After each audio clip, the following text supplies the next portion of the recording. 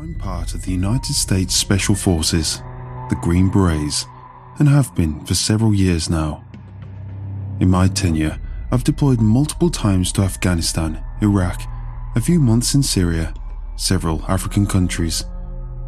I've been to all four corners of the globe, and I've seen my fair share of the good, the bad, and the ugly that comes from being part of SOCOM.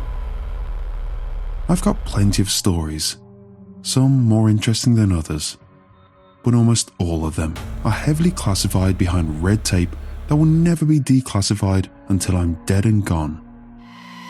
However, there was an incident a few nights ago that stuck out from all the others, mostly because one, unlike all of our other operations that took us to combat zones across the distant hemisphere, this one happened right at home in our own backyard.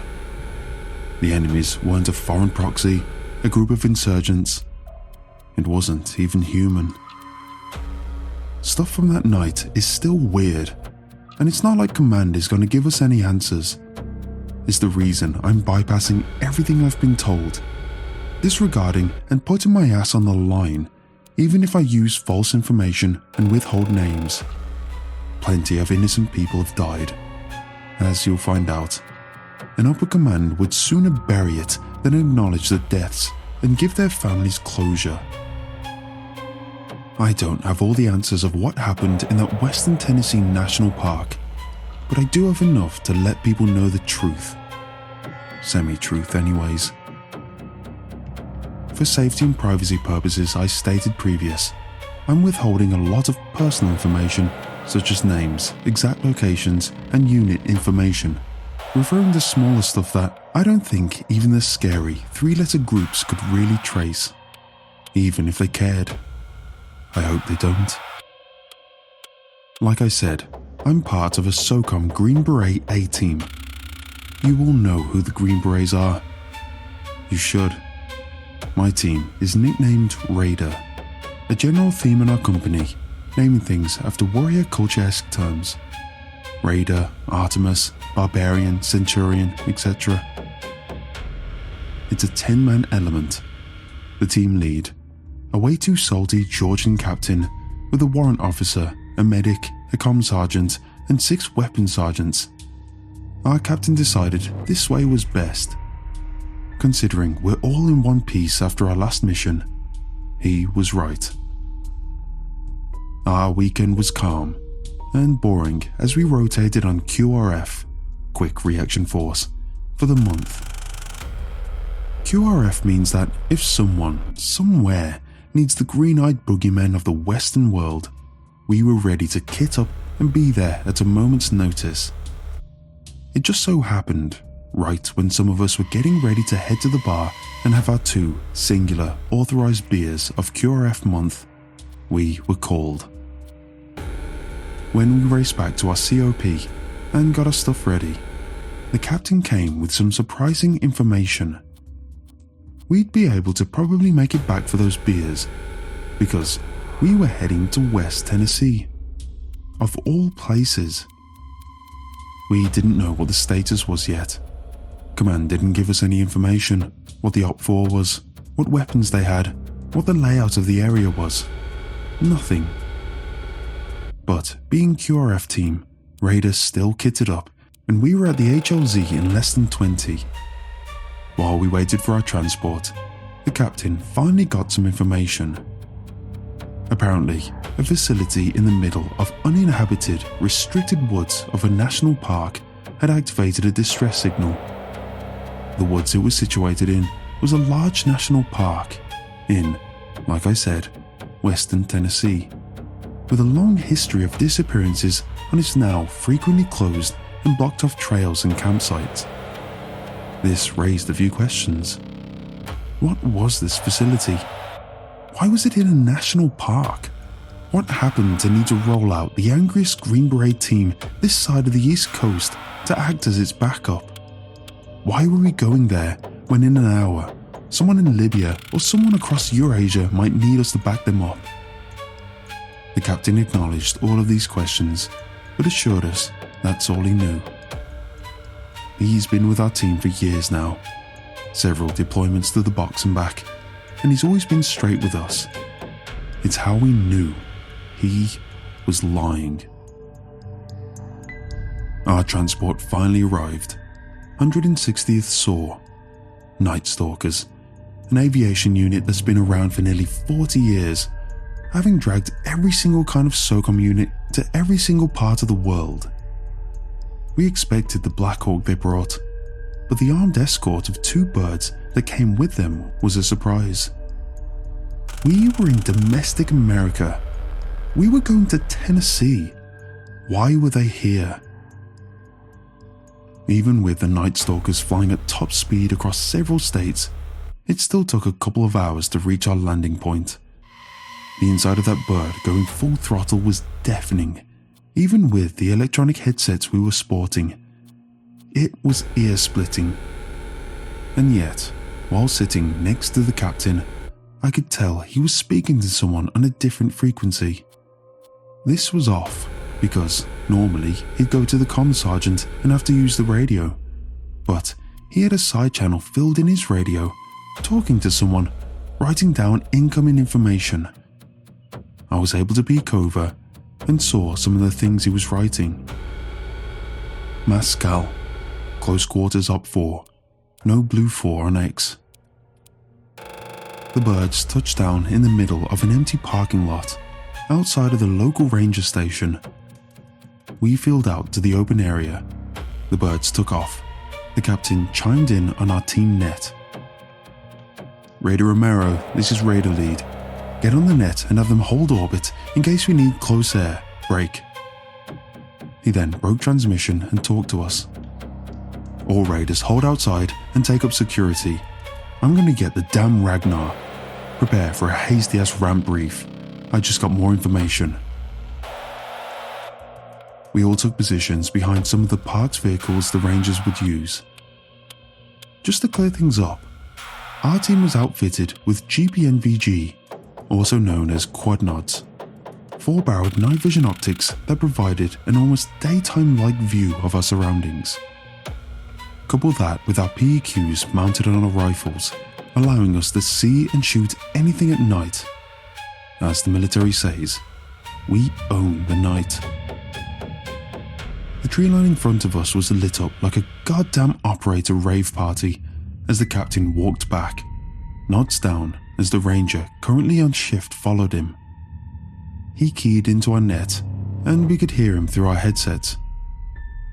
All Raiders, this is Lead. New information states that the facility has suffered Mascal, situation break. Mascal means mass casualties. Enemy Op 4 unidentified. However, outgoing net during distress call indicates that Op 4 is extremely dangerous and engages at close range. Break. There is no Blue 4 on site. I repeat, Main has stated there is no Blue 4 on site, and we are to drop any and all packs we see. A few seconds passed as the captain looked back to the park ranger. Any additional comments, Ranger Clements? The man, maybe in his mid-40s, balding, he scratched the back of his neck, clearing his throat before speaking. I heard a lot of gunfire coming from down there, and don't split up. Whatever you do in these woods, don't split up. Our medic laughed. Well, that's just comforting. The captain nodded to the man as he held back in. Everyone watches 6s, 12s and 5s. Let's go. We picked up and moved out. Everyone had their own kind of final moments type of readiness drill they did before they stepped onto the path into the woods. Same stuff we did, stepping off out of the FOBs and compounds back east. I let out one final breath of hot air in the cold. Our medic slapped the side of his helmet, hyping himself up. The captain pulled out and kissed a small crucifix necklace from underneath his combat shirt. We headed down the pathway, following the captain in a staggered column. Our IR lasers scanned the trees, rocks and foliage around us, looking desperately for any hostiles that lurked in the darkness. Though, to our paranoid readiness, nothing appeared. But something was definitely following us. When we move through forest environments, you listen to the animals around you. The crickets, the birds, the movement of animals and what direction they're heading, how fast. Moving down that path, I couldn't hear a goddamn thing. It's common when you're a group of heavily armed green men moving through a forest at night that some of the squirrels and birds will run the hell away. But not the crickets or the bird songs in the distance. There's a certain level of ambience that animals will maintain even if they detect humans around. There was none of that. Nothing. Not a cricket, a bird, a cicada. Nothing. Silent professionals. It's in our name.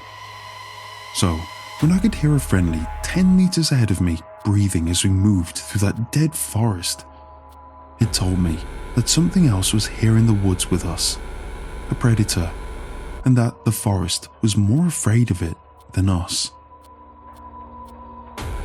After a long stretch of marching down the trail, the captain held a hand up, signaling a halt. As it got down to my part of the column, the middle section, he called over the radio. "This is lead. On me. Time now."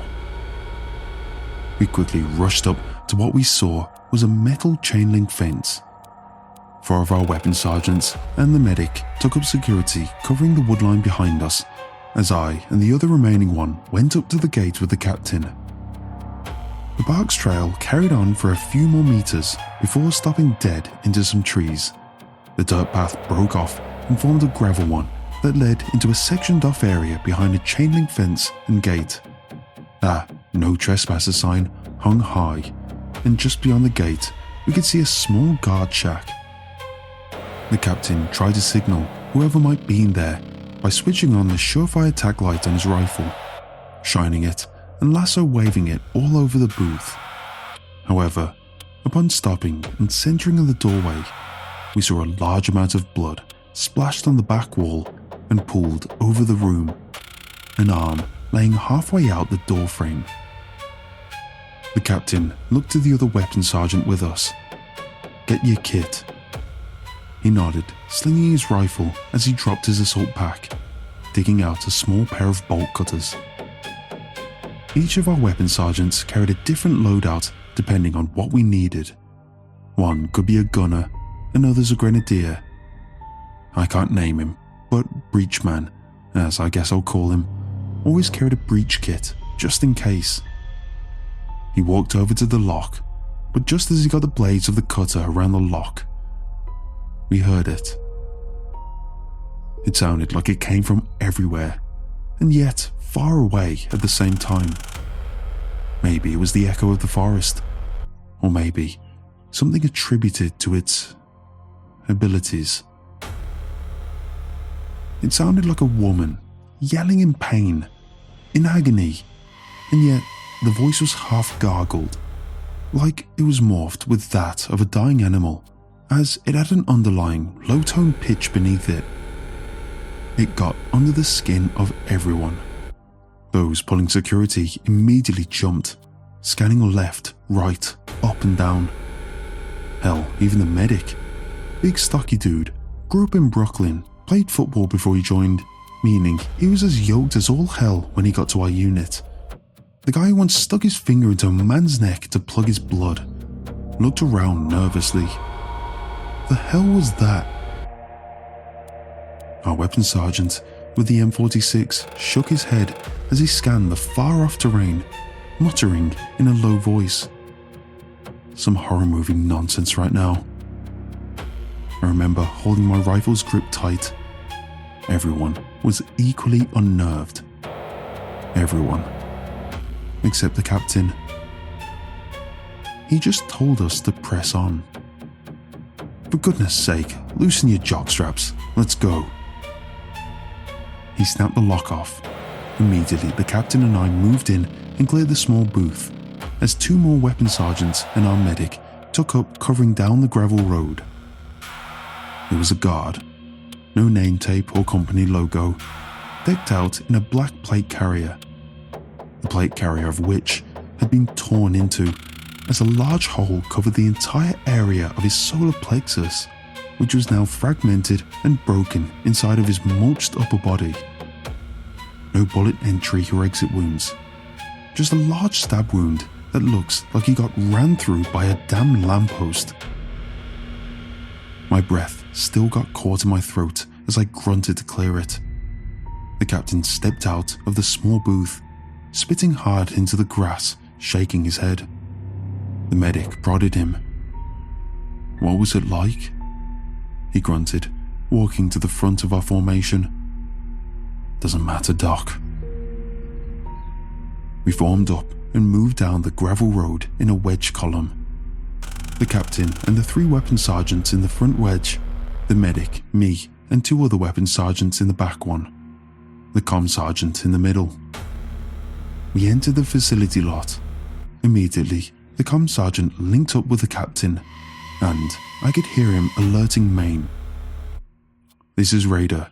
Lead, we've reached the building." Though it makes me wonder, if he used the comm sergeant's radio to reach our HQ, who was he talking to on that other channel? The lot was clear, and we got a good look at the facility. It was a grey concrete rectangle, maybe the size of a small gas station.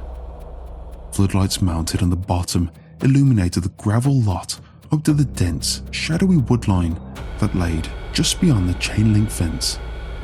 The wood line that was still quiet. The mass skull carnage we were told about was present outside of the building. Several guards, all in various states of mutilation, similar to the gate guard, were strewn about the gravel lot. However, unlike the gate guard, strangely, they were in heavier body armor, with rifles capable of going automatic and spent brass everywhere. Me and some of the other guys got online and cleared out the back. Exasperated breaths and muttering came from all of us. The captain chimed in. "Raiders on me. Time now." We hauled ass back to him as we stacked up at the door. Flowing in, we were greeted to a lobby. Torn up, furniture thrown everywhere, impact marks from rounds hitting the concrete-lined walls and ceiling. One dead guard slumped against a red-stained part of the wall, the other in a crumpled heap. A woman at the desk, not a guard, just a damn staff member, sat back in a chair, her entire torso area torn apart. As we passed by her and headed through the double doors behind her, her empty, dead eyes met mine.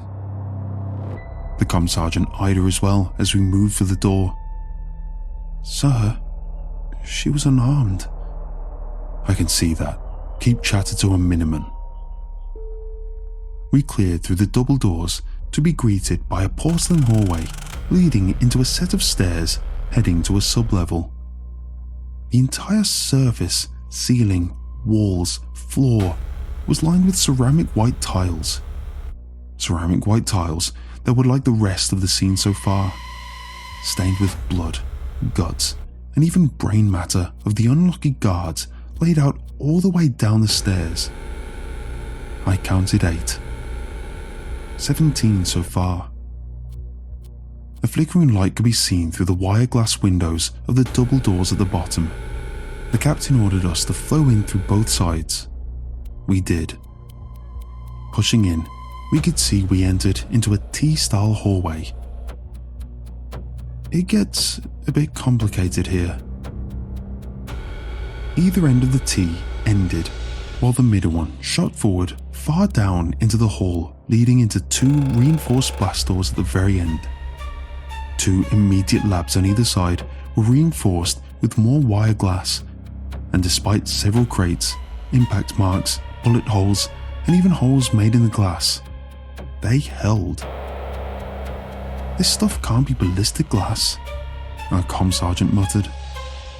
"Why didn't they just take cover in there?" the medic said. The captain sighed. "Seems to be pointing to a surprise attack from the inside. emphasis on surprise, jackass.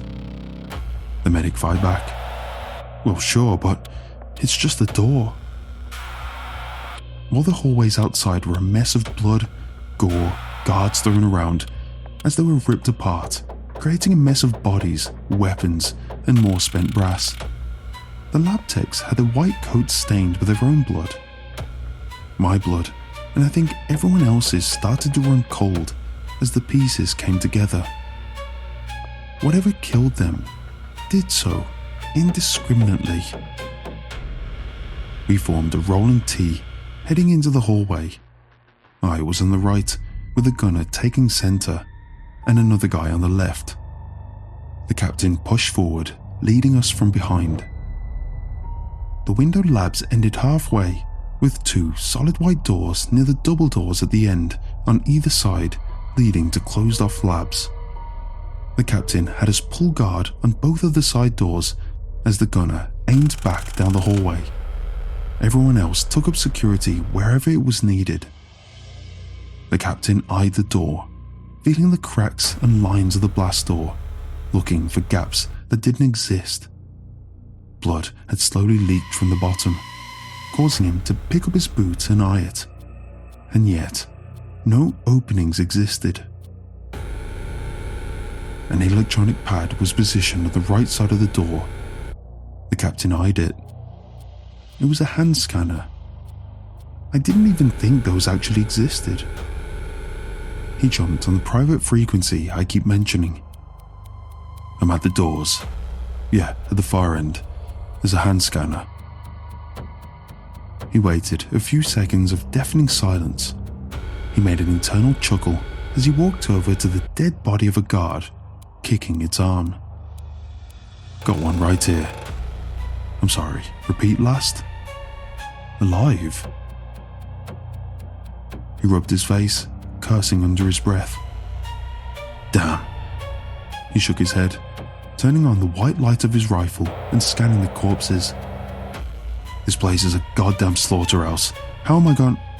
A crash emanated from the white lab door to the right of the blast doors, the one I was covering.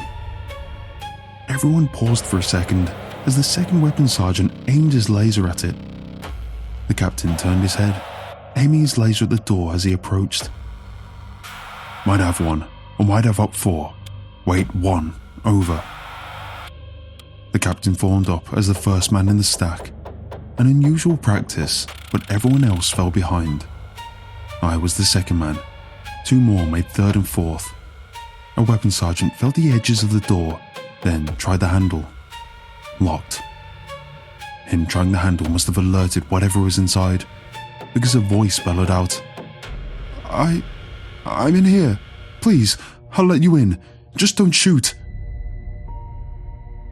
The doorman looked at the captain, who nodded. Might have blue 4 inside. Stay sharp. Wait on me to fire. There wasn't supposed to be any blue 4 on site. The door's electronic lock opened. The doorman grabbed the handle and pulled it open as the four of us entered the room. We pushed through. The captain hooked left. I pushed forward. The other two followed one of us respectively. Our lasers entered the room and a pair of hands emerging from behind a lab table. Please, the voice weakly shouted. The captain stormed over. Hands, now! I'll shoot you. I swear to God if you don't put your goddamn hands up. As the person stood up, he saw the hands were connected to a scientist, possibly late 30s, stringy hair with circular glasses that flew off when the captain closed the distance, shoving him against a metal cabinet, spittle flying from the bearded mouth behind the NVGs as he barked at him. ID, where is it? Show it! The captain began roughly searching the lab tech as he pulled out his ID. He grabbed it, shoving him to the weapons sergeant on his side of the room. The lab tech was kicked down to his knees. The captain jumped back on the frequency. I'm back. Possible blue 4. Prepare for ID code. He read it off in phonetics before he got the response. He looked at the weapons sergeant guarding the lab tech. Get his ass up. Please, I don't know what's going on. I was just running some chemical tests. We've got to get out of here before... The captain got in the man's face. Shut up, he did. You know what you've been doing. I know what you've been doing out here. Open them doors now. The man was shocked as the captain continued. Open the damn doors now! With a point from the captain, the weapons sergeant shoved the man forward into the door frame. The man grumbled a little bit as the captain laughed. Take your sweet time, Doctor. Let's go. I picked him up by his shirt collar and dragged him over to the blast doors. The captain pushed him out of my grip, shoving his face into the door. Hand on the scanner, now! As the captain grabbed the man by his wrist, the lab tech struggled to get free. Please, I don't have access. I hurt my hand trying to hide. Let me go. The medic winced at the sight a bit. Uncharacteristically of a Green Beret, especially for a jaded-as-hell medic, he spoke up. Cap, come on. The captain just turned, staring daggers into the man as he wrestled from the man's wrist. Just wait till you'll see. I'm telling you. As the man struggled against the captain, the weapons sergeant came up from behind, shoving the man into the blast door, allowing the captain to easily place it on the scanner. The scanner lit up in a bright blue as several lines traced and looked over his handprint. It then flashed green as the electronic lock of the blast doors began to open up. The captain dropped the man. Well, goodness gracious, what do you know? The doors slowly pulled open. The room was dark. Red flashing emergency lights flashed all around as the sound of broken glass scraped against the door. A stream of murky blue liquid mixed in with the blood of several guards' bodies that were revealed as the doorway leaked out into the hall. The captain grabbed the lab tech by the collar, dragging him to his feet. You all know these men, Doctor. Friends? The captain shoved him through the doorway, the lab tech slipping in the fluids and glass, cutting his right hand with a wince. We flowed in and... Jesus. I said this at the start. I've been all over. I've seen mass graves that terrorist cells have used in far-off countries filled with entire villages worth of people. I've seen kill dens inside tunnel systems. This surpassed all of that. Every horror, every war crime, multiple times over. A series of glass tubes lined the walls. Walls made out of monitors, hard drives and computer systems. The path of carnage led through the pile of guards at the doorway. That makes 24 armed personnel that were taken out by something.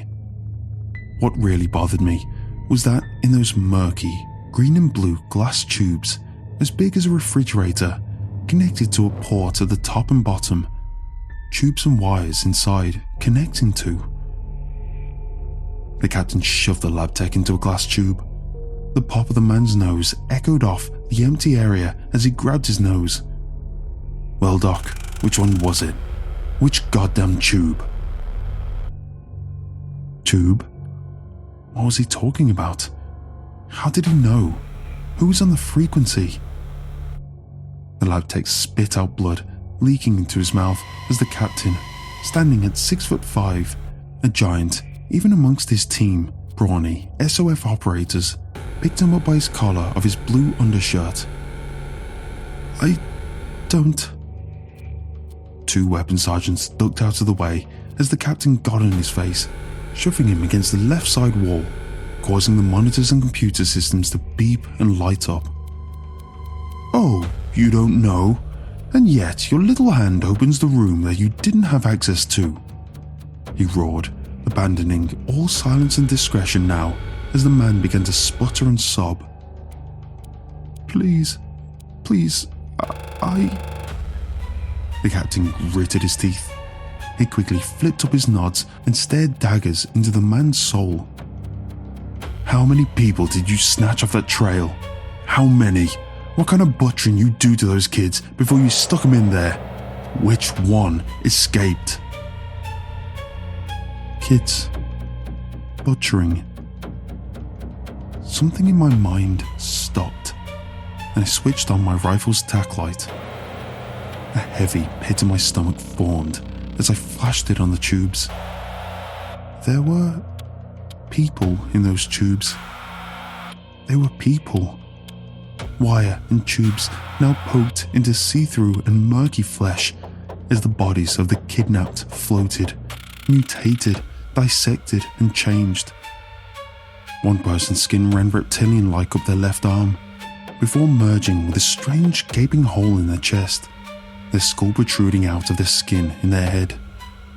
My breathing stuttered a bit as I backed up a few steps, glass crunching under my boots, curses muttered by the others in the room as we all began to look. Another one's mouth was sealed at the front. Two more jagged, messed up sets of teeth poked out either side. Their eyes were sealed, skin covering defined sockets in their head.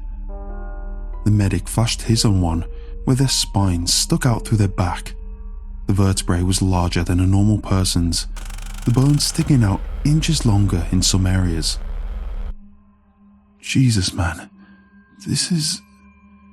He gagged a bit, coughing as he looked away. I had to pry my eyes away. My mind was frying just looking at... They better be dead. Oh, I swear to the Lord himself if they ain't. The captain said sternly as the man sobbed and nodded. Yes. The captain raised an eyebrow. You sure? Yes, they died during surgery. If you're lying to me, I swear to God, I will make you euthanize every single one. The captain shoved the lab tech forward into the center of the aisle. I looked down, shaking my head as the images of those things burned into the film of my brain. Where's she gone, Doctor? The captain said, sternly, squaring up to the man, who sobbed as he shrugged. Where is it?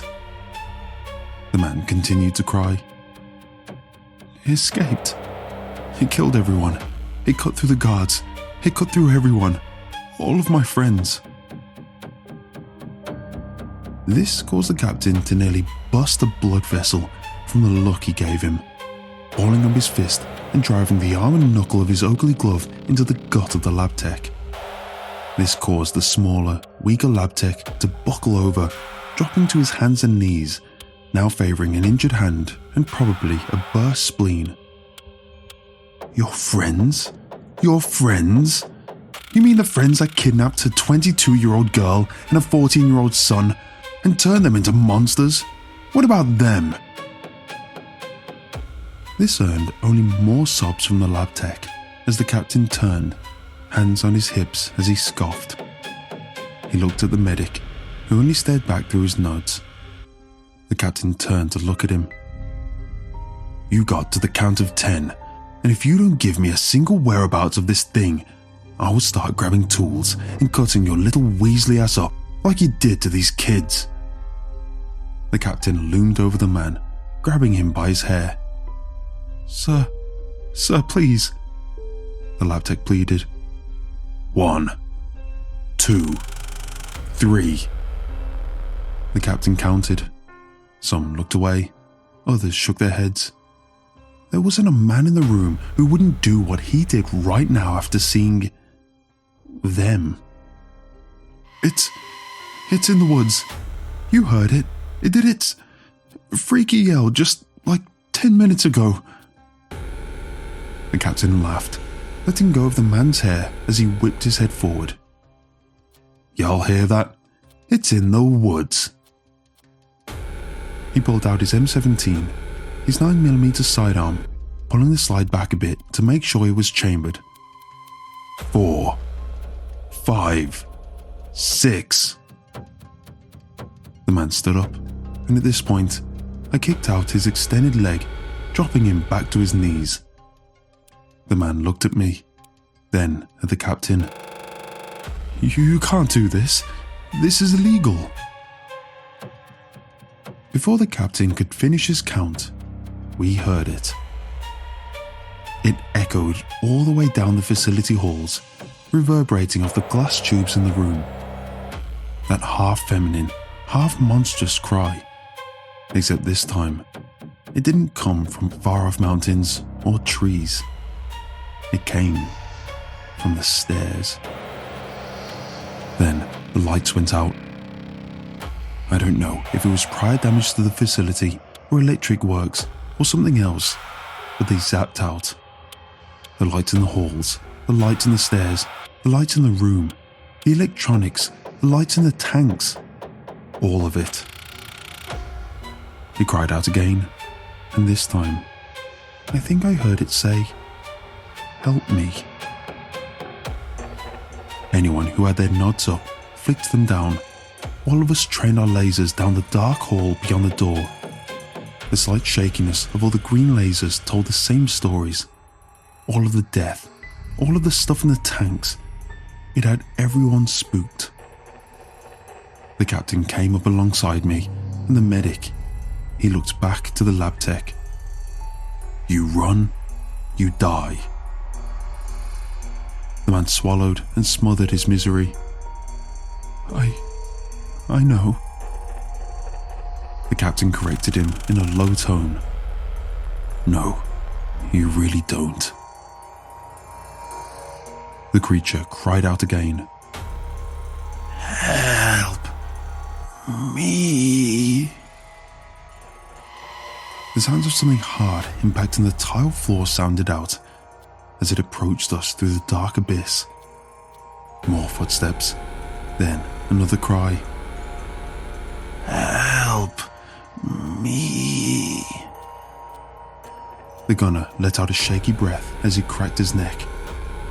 More footsteps, then another cry. "Help me." It was maybe 5 meters from the door now. "Lord Almighty," the captain muttered. I couldn't see much in that darkness then, but I saw what everyone else saw. I saw enough. Its body was easily 6 feet tall. 2 gigantic, bony, mantis-like legs that were dark from blood stepped into the doorway. Its head was smooth, its large teeth shining in the darkness, and its eyes glowed like an animal. Its eyes glowed. It could see us. We all froze. We had rifles trained on it, a damn machine gun trained on it, a room full of green berets, the best of the best, and everyone froze. The captain was first to fire, slamming his trigger as he shot 223 death into that crime against existence. The gunner opened up as well, and then the medic. 2 more weapon sergeants also shot. It yelled at us, cried out like an agonized woman pleading for help. Then, it lunged. Running and slamming through a test tube, glass flew everywhere, causing several of us to shield our faces as the water flooded the floor, and the deformed body that was inside flopped down near our feet. A horrendous, rotted smell filled the air. "Jesus!" the medic sputtered out, gagging a bit as he kicked it away. The creature now screamed. As a rifleman that it jumped near backed up, it leapt on top of him, shoving that bony mandible into his left shoulder, pinning him to the ground as he screamed, thrashing his elbow into the thing as he kicked its stomach. But it didn't attack him. It just eyed the scientist. He attempted to run for his life, but the thing jumped on top of him, pinning him face first into the murky, wet floor. That's when I noticed the 6 smaller, human-like arms on its torso. Its main mandible pinned him to the ground. The arms, some normal, some with bony spikes for fingers, others just lined with sharp teeth, began to rip into the man's back. The lab tech screamed. His lab coat was torn open as he began to dig down into his back. Some still fired shots, but it didn't even react. It didn't even move.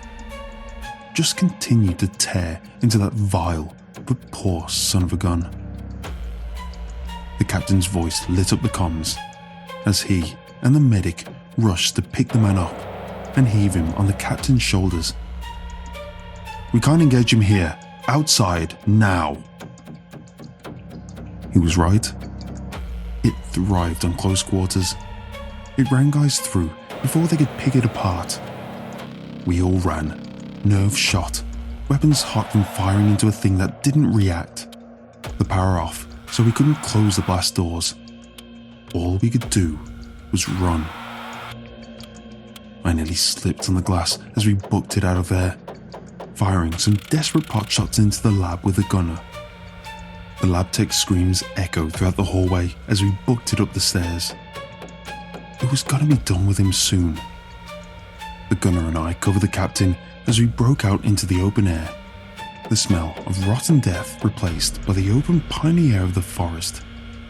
Several men broke out road flares, tossing them everywhere, giving us much needed light in the form of greens, blues, reds and purples. The captain dropped the man behind a beaten up and wrecked sedan as the medic began to patch him up. The gunner deployed his bipod and aimed at the doors of the facility from the car's hood. The captain positioned different men to where they could all fire on the door, far enough away from the thing's grasp. "Romero, get on that damn net and call in that air." I took aim behind a large SUV with several others. We all aimed at the door. The screaming had stopped. The silence was broken by its bony mandibles as it rushed out into the open air, and with all the flares and chem lights and even the captain's tack light, we finally got a good look. Its skin was a mix between pink from its exposed muscles to a see-through clear layer covering other parts. Bony, calcium-like armor had formed over a lot of its body, and its back to legs formed smaller, mandible-like features at the back. And its head, an exposed skull, all two human eyes peering out in a rage as its larger, unhinged jaw opened, and it roared out its deafening cry at us. The gunner was the first to open up. A blast of 5.56 tore through the armor on its mandible legs and torso. The thing recoiled at first, and then hissed as it charged forward. The captain ran from his place in front of the sedan's side. The thing stuck its two large mandibles into the roof, badly denting it. The medic quickly covered the wounded weapons sergeant, shielding him as the thing peered down at the two. The captain quickly got its attention, aiming fire at the back of its head. It roared with a vengeance as it charged at the captain. He fell back to the sedan, running out of our line of fire as the thing barreled towards us. The thing stuck a mandible inside the hood, impaling it, and then another just to my left. I circled around and behind it as I fired. It cried out, blood now pouring from its wounds as its calcium plating was cracked and falling off en masse. The thing turned to me, and as I flicked my M4 to auto and laid into it, it just barreled at me, shoving me to the ground. Its smaller, demonic hands reached for me as I kicked them away. Its jaws snapped as I held my rifle in the way, shielding my face as it gnawed on the metal. The gunner then blasted a chunk of its exposed skull away, staggering it as it turned. The captain whipped his stock into the thing's head, then backpedaled as he fired off another burst of rounds. The thing turned at him, roaring viciously as the captain dropped his empty mag. He slapped in a fresh one as the thing lunged at him, both mandibles raised. The glass exploded out of the SUV's windows as the captain dropped levels, firing into its stomach as he circled out back into the open. The creature roared as it went to move for him again, but it couldn't. Its large mandibles were stuck all the way inside of the vehicle. The captain let his rifle hang slung on his front as he reached for something in his kit an M67 fragmentation grenade. "Get back!" Everyone who was in the open ducked for cover. The gunner and several weapon sergeants retreated behind a series of concrete jersey barriers. I ran and slid behind the sedan, helping the medic to shield our wounded battle buddy. I heard the distinct sound of a spoon flying and the whistling of the grenade. The captain vaulted himself over the car hood with the comm sergeant, covering his radio operator's head as they both went prone. The explosion was thunderous. The shockwave of the grenade shook everyone and even rattled me a bit from being so close. Shrapnel and fragments flew everywhere, impacting the concrete barriers, the building. Any windows on the sedan that weren't already broken were shattered. A few seconds passed as we all hesitantly started to lift our heads, then dropped them as the SUV's gas tank seemingly erupted and detonated, engulfing the wreck in a fireball so large it felt like the flames were touching my face. The captain popped up, aiming on top of the hood of the car. Then I and several others joined him, peeking from behind our points of cover as we looked to see if that had done it. The SUV was a burning skeleton, an inferno from all of the ignited gasoline covering the frame and the ground around it. And the beast, as it defiantly pulled its last remaining mandible, its front left one, the only appendage it had left, and stumbled out from the flames. Its skin popped, its muscles boiled, and with all of the see-through skin and bone plating torn and burnt off, it gazed around, its eyes ruptured and melted. "Help me." The gravel crunched as its charred and still burning body slumped forward. The captain emerged from behind the Vic as only a few of us dared to approach the thing. He lifted his nods, this time pulling his M17 back up and aiming at the thing's head. 3 shots into the thing's head, the damaged and charred skull caving in. A circle of light illuminated us as the rotary blades of the Black Hawk sounded out overhead. I shouldered my face and lifted my nose to avoid the spotlight blinding me. Op 4, actual down, building secure. The ensuing hour was one that was just shrouded in, I don't know, mystery, I guess. The captain went against prior missions of telling us to go prone and pull security, putting the gunner at the sedan by the gate and telling the rest of us to watch the wood line. When the van showed up, that's when he told us to chill out. They weren't really vans. They were more like armoured trucks. Now, for the sake of being classified and remaining anonymous, I can't divulge a lot about them. I'm definitely not saying the black shirts were wearing black multicam combat uniforms with kits, weapons, and gear available that would definitely make them a private sector group. I'm not saying their uniforms were sterilized with all patches, logos, and markers stripped. I'm also not saying the hazmat suits looked way beyond anything our MOPE system has.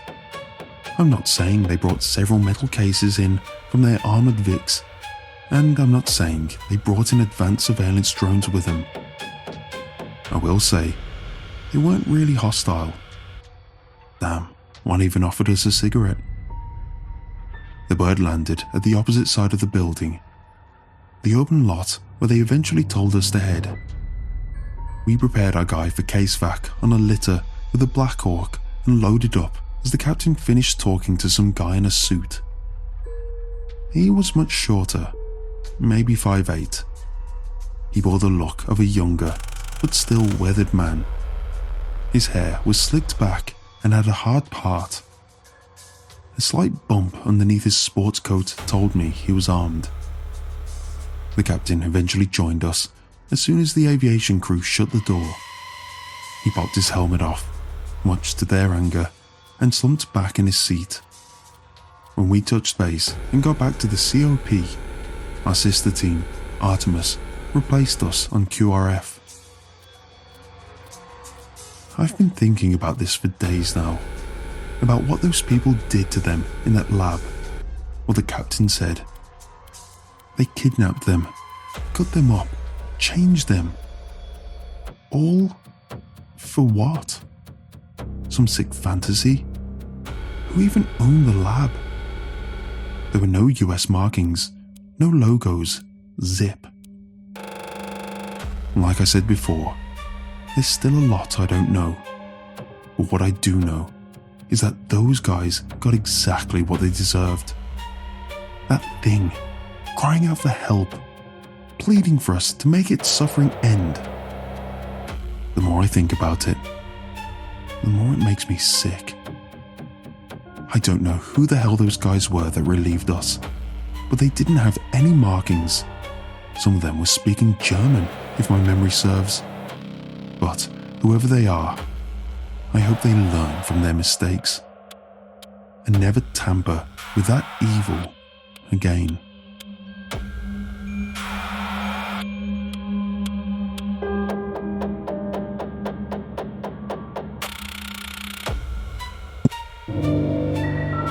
My life had turned into one of those cliché country songs.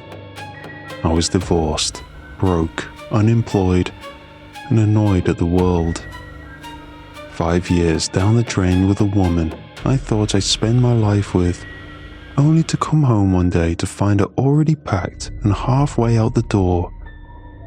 The job loss came a month later, and at that point, I figured the universe was just trying to kick me while I was down. I needed space. No well-meaning friends telling me to focus on myself or find the silver lining. To hell with all of that. I didn't want silver linings. I wanted silence. So, when I found a listing for an off-grid cabin in the Appalachian Mountains, it felt like the perfect escape. It wasn't some cozy rental package with a hot tub and a fire pit on Airbnb. Just a bare-bones cabin buried deep in the mountains. The description was short. Remote, off-grid cabin in the Appalachian Mountains. No service, no electricity, for those looking to truly disconnect. No reviews, and the pictures were blurry. But it looked beautiful. I didn't even have an exact location, just a general area and a contact number. Normally, I'd be wary of something that vague, but at that point, I didn't care.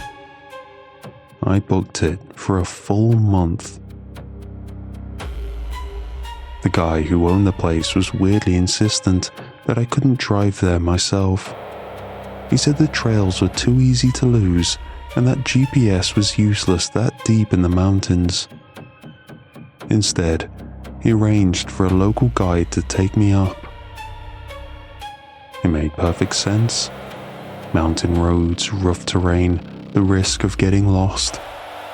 Didn't seem that strange. I met the guide at a rundown general store about an hour outside the nearest town. He was already waiting when I pulled into the lot, standing beside an old ATV with a trailer hitched to the back. The guy looked like he'd been living in the woods his entire life. Try picturing a stereotypical park ranger that's been doing his job for a few years too long. That kind of guy. "You the renter?" he asked. I nodded, tossed my backpack onto the trailer. "That obvious?" He grunted and climbed into the ATV. "Get in." The ride up was rough as hell. The trail was barely more than an overgrown deer path, full of sharp turns and sudden dips. After about an hour of bouncing over rocks and weaving through dense tree cover, we hit a clearing with no more roads. "This is where we walk," he said, already unloading my gear. I stared at him. "How far is the cabin?"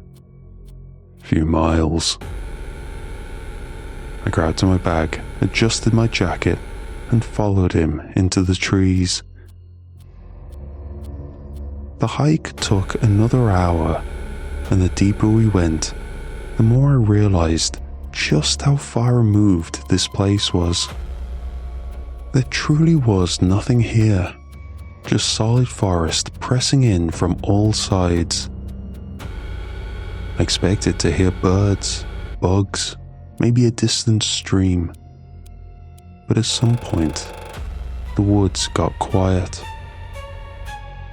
Not in a normal way, not in the peaceful, wow, nature is so relaxing way. I mean quiet. I noticed that the guide also hadn't spoken in nearly half an hour. When the cabin finally came into view, I exhaled. It was exactly what I wanted. Small, sturdy, a simple 2-floor setup with a wood stove and a creek nearby for water. Just me, the trees, and miles of untouched wilderness. The guide set down my gear on the porch and adjusted his cap. "You will be fine," he said, finally breaking the silence. "Long as you don't wander too far." Then, without another word, he turned and disappeared into the trees. The first few nights were exactly what I needed. I woke up when the sun came in through the windows, spent my days hiking, reading, and just existing. I finally didn't have my ex-wife's lawyer blowing up my inbox. The first time I realized how deep I really was in the mountains was on the second night. I had stepped outside to do my business and was hit with a kind of silence you don't get in normal life. It wasn't just quiet, it was absolute. At the time, I figured it was just how the forest worked. I read once that predators moving through an area could cause sudden silences. Probably just a bear passing through, right? So I shrugged it off and went to bed. By the 5th morning, I started noticing things. It wasn't anything obvious at first, just a sense that the landscape was slightly different. The bushes by the tree line looked disturbed, like something had moved through them. Probably deer, plenty of them in the area. But as I walked over, I saw the dirt was churned up, like something had been digging or shuffling around. Further along, I found scratches on a few trees, deep ones. I ran my fingers along the grooves. I had no idea what kind of marks bear claws would leave, but I figured this must have been a big one. That was the first time I got that nagging feeling, that weird gut-level discomfort that something was off, even if my brain was trying to logic its way out of it. I pushed it down. Bears, deer, mountain lions. This was the wilderness. If I was going to start jumping at every broken branch and disturbed bush, I was going to drive myself crazy. So I went back inside, made coffee, and told myself to stop being paranoid. But for the rest of the day, I couldn't shake it. By the 12th day, I was feeling at home in the cabin. It was still eerily quiet most of the time, but I had convinced myself that's just how it was out here. I'd been living off canned food and dried goods, but I still had a good supply of vegetables, rice and seasonings. I figured I'd treat myself to cooking something hot, a big pot of stew. I knew cooking food outside was a gamble in the wilderness. Even with scent blockers, it wasn't foolproof. If an animal got a whiff of it, I'd probably lose the whole thing. But at that point, I didn't care. Worst case, I'd be out of some food. So I built up the fire in the stone-ringed fire pit, set up my cast iron pot, and threw in everything I had. Let it simmer low and slow, covered it with a heavy lid, and just to be extra safe, wrapped the whole thing in a scent-neutralizing tarp. Then I went inside, stretched out in bed, and fell asleep to the distant crackling of the fire. The next morning, I stepped outside, and the yard was completely destroyed. At first, my brain couldn't even process what I was looking at. The dirt had been torn up in massive swaths, like something had been clawing or shoving at the ground. Chunks of earth had been thrown in long, scattered arcs, as if something had raked through it with oversized limbs. The bushes near the tree line were flattened, smashed down into the soil. Some of them were uprooted completely, lying in mangled piles with their roots exposed. Several small trees were bent at unnatural angles, their bark scraped away in places. I'd expected to find it gone, obviously. Maybe the pot knocked over, the food licked clean. Instead, the pot was shattered, split into pieces, scattered across the yard. Chunks of food were everywhere. Rice, carrots, potatoes, smeared into the dirt like something had deliberately flung them around. It looked like someone had picked up the entire pot and slammed it into the ground, over and over. I stood there a long time, gripping the railing of the porch, trying to wrap my head around it. A bear would have eaten the food. Even a raccoon would have at least picked through it. This felt like something had been angry, like it hadn't been looking for food, but throwing a tantrum. I swore under my breath and ran a hand through my hair, feeling annoyance outweigh the unease. I had been careful, and now I was down an entire meal and a good cast iron pot. Great, I muttered, bending down to scoop up some of the mess. For the next hour, I cleaned up, trying to convince myself it was just some animal acting weird. I buried the ruined food deep in the woods, scrubbed the yard down as best I could, and sat on the porch as the sun sank below the mountains. I wasn't scared exactly, just annoyed.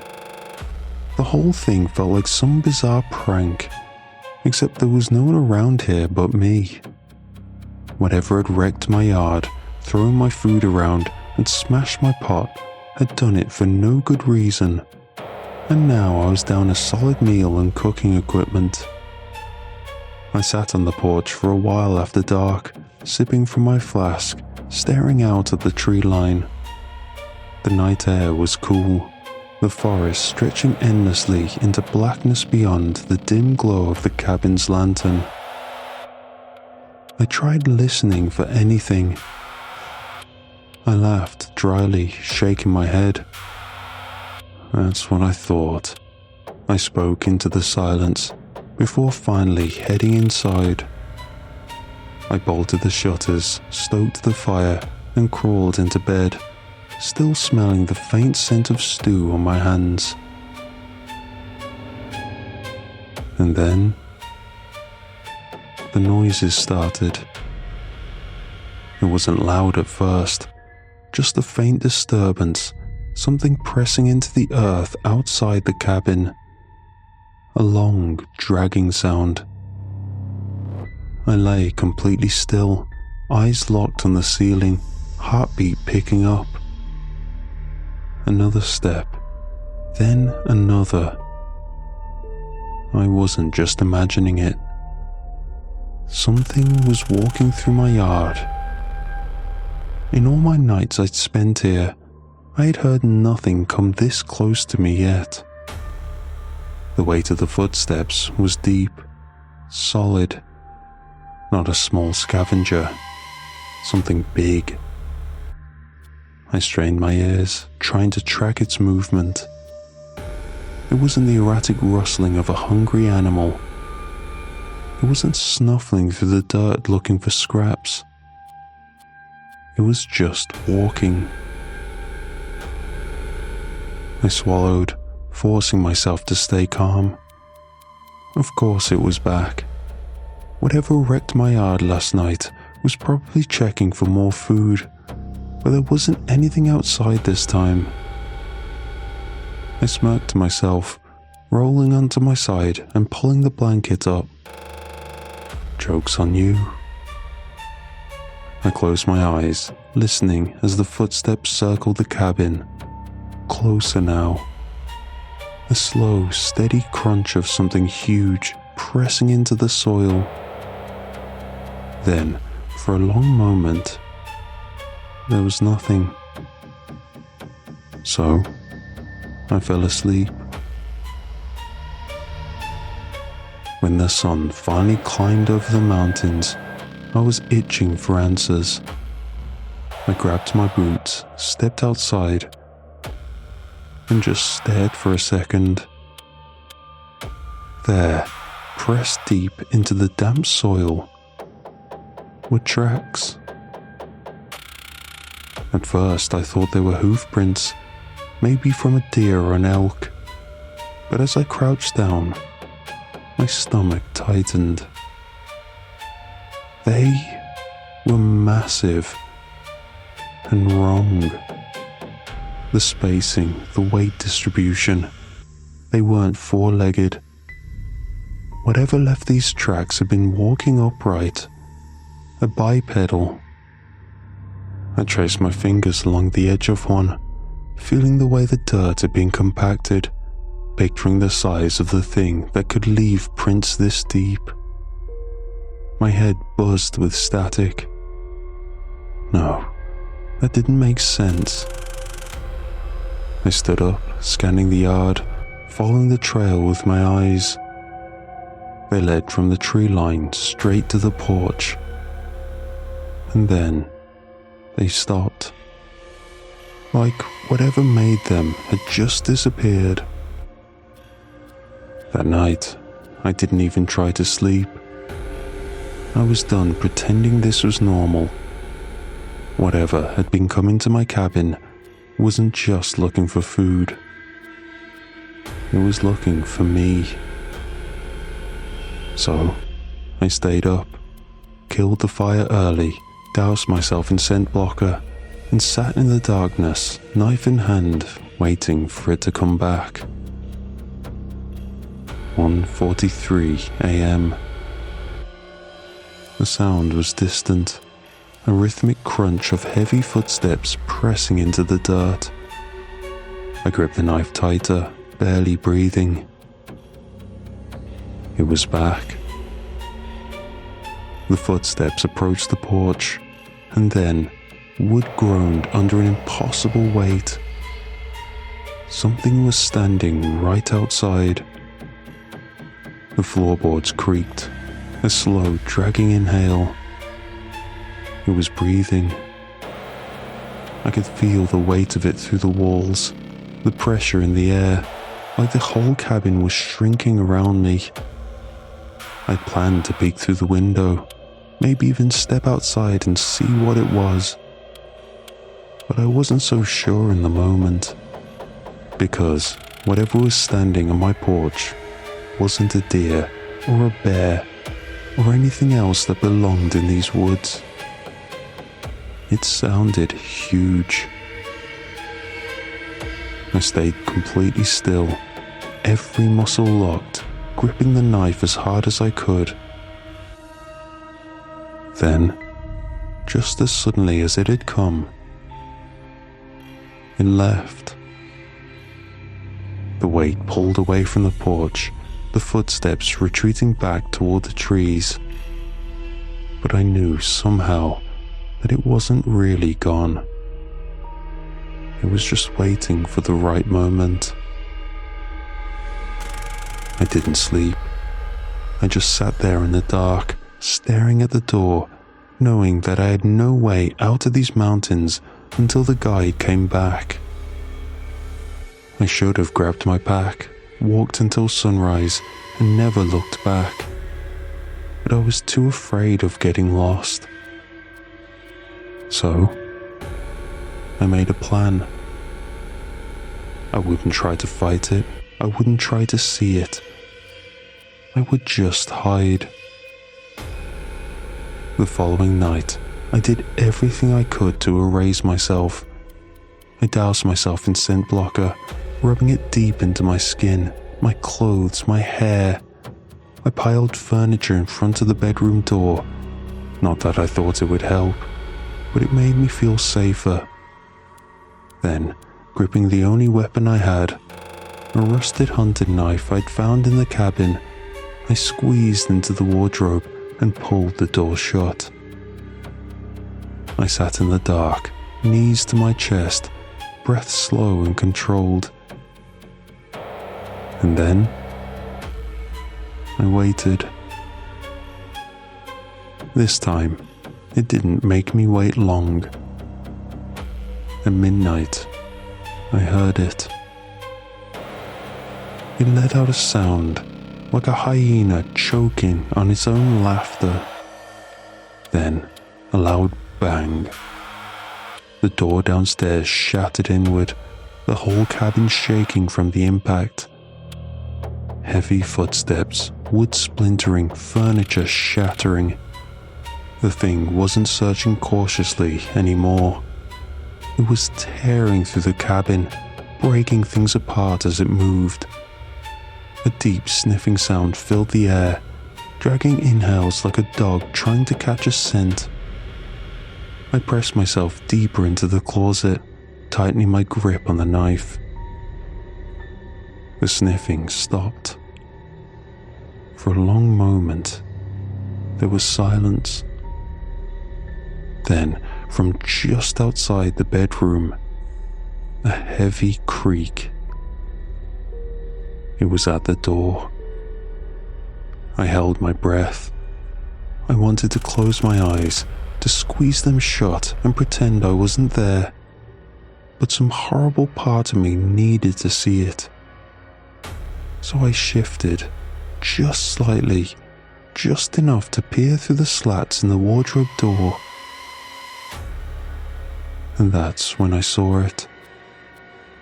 It had a duck under the door frame as it stepped inside, towering easily 8 feet tall. Its body was a grotesque mixture of animals, as if something had stitched it together from several different corpses. Its arms were long, ending in disturbingly human-like hands, except the fingers were doubled. 2 sets of knuckles, each twisting and crackling. Its body was covered in thick, matted fur, except for its torso, which was strangely bare. Pale, scarred skin stretched tightly over its ribcage. A pair of antlers curled from its skull, but they weren't symmetrical. One was twisted, bent at the wrong angles, jutting out unnaturally. Its jaw didn't match its face. The mouth was wide, gaping too far, filled with teeth that didn't seem to fit together. But it didn't seem to have any eyes. Where its eyes should have been, there were only patches of dark, sunken skin. It was safe to assume that it was blind. But that didn't seem to matter. It sniffed the air, turning its massive head in slow, jerking movements, its breathing deep and uneven. It knew something was here, and it was angry. It took another step forward, shifting its weight onto the wooden floorboards. The scent blocker was working, but I didn't know if it would be enough. I stayed still, silent. I didn't breathe. For a moment, I thought I was safe. Then, it lunged. Not toward me, but toward everything else. It roared, slamming its fists into the walls, a guttural, furious sound, frustration twisting its movements into wild, jerking violence. It ripped through the room, tearing the bed apart, knocking over the dresser. I gritted my teeth, trying not to flinch. Then its hands landed on the closet. My breath hitched. The wardrobe shook. I pressed myself as far back as I could, feeling the rough wooden panels against my spine. The thing sniffed again, growled low in its throat.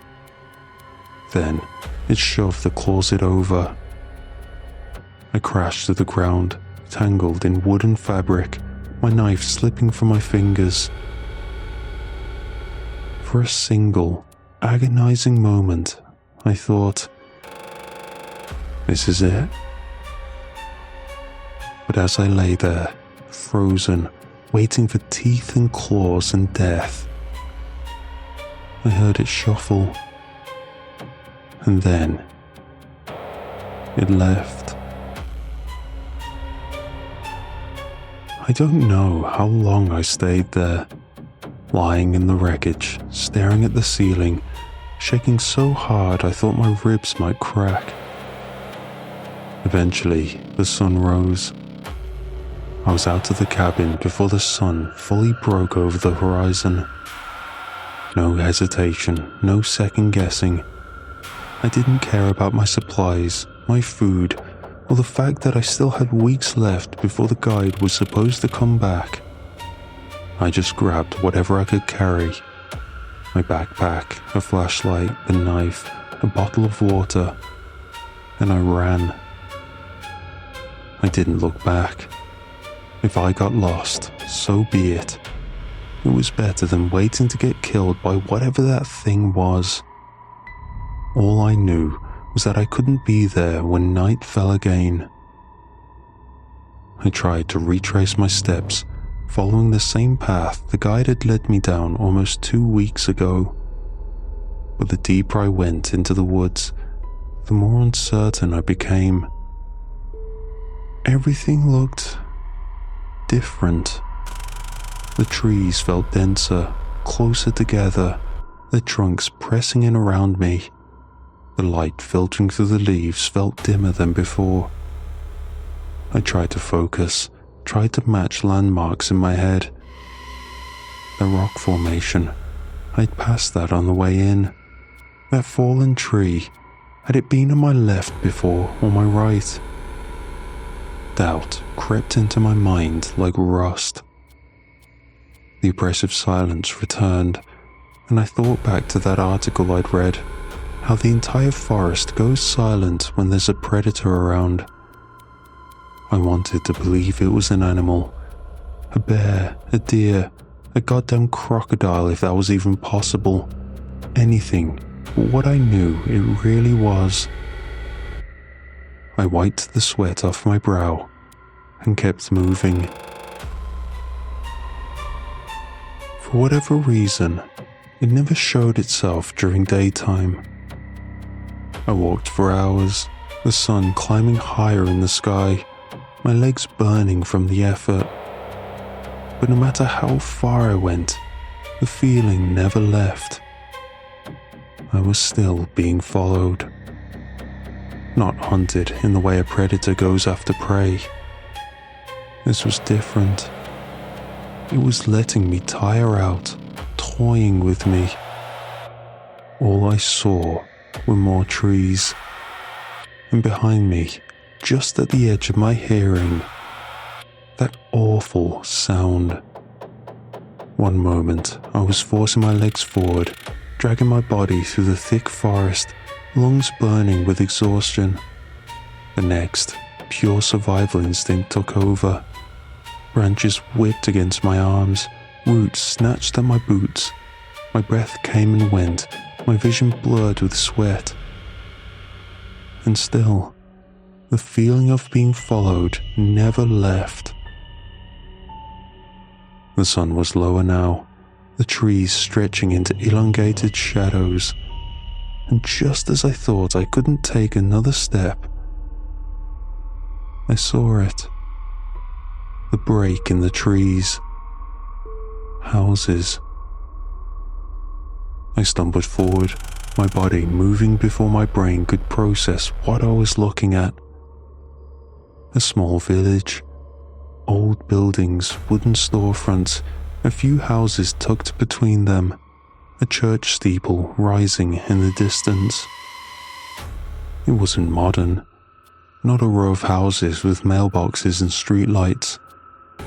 This place felt old, weathered, like it had been sitting here, untouched for decades.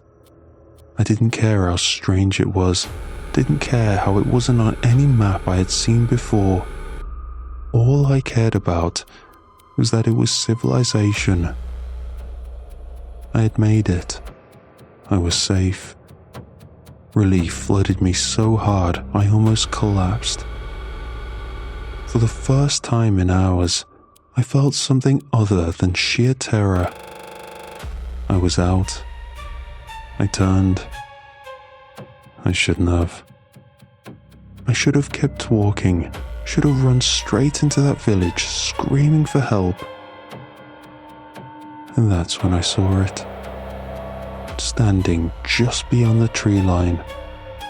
A figure, motionless. The last light of the sun stretched long across the dirt road, painting the sky in shades of gold and deep violet. And just as the final sliver of daylight dipped below the mountains, it moved slowly. It got down to a crouching position, like it was getting ready to run. The first building I reached looked like an old general store. The wooden sign above the door had long since faded, but I didn't care what it was. I just needed to find someone. I pushed through the door, the bell above jingling as I nearly collapsed inside. The air was thick with the smell of dust and aged wood, dim lantern light flickering from the walls. A few people stood inside. Men in old work jackets, a woman behind the counter, a boy sitting on the stool near the stove. They all turned at the same time. Their expressions were blank, not surprised or alarmed, but definitely curious. I gasped, trying to catch my breath. My throat felt raw, my lungs burned. I must have looked insane, covered in sweat and dirt, shaking like I'd just crawled out of a grave. I tried to speak, but my voice cracked. I need help, I managed, gripping the door frame. Something's out there, in the woods. They said nothing. No, what are you talking about?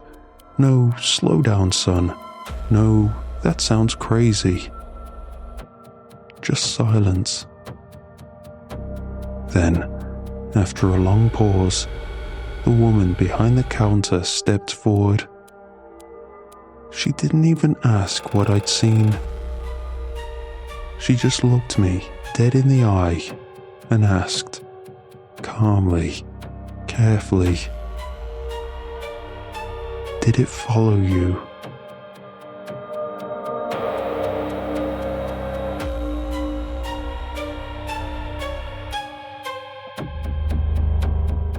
If you ever end up in the mountains after sundown, be careful, be respectful, and most importantly, don't touch the skulls. The first time someone told me that, I thought they were strange, superstitious folk. I just moved to a little town nestled in the Appalachian mountains, looking for a new start away from the busy cities I lived in for all my life. A house with a forest for a backyard and neighbours a mile or so away sounded perfect at the time. It's what led me to buying the property in the first place.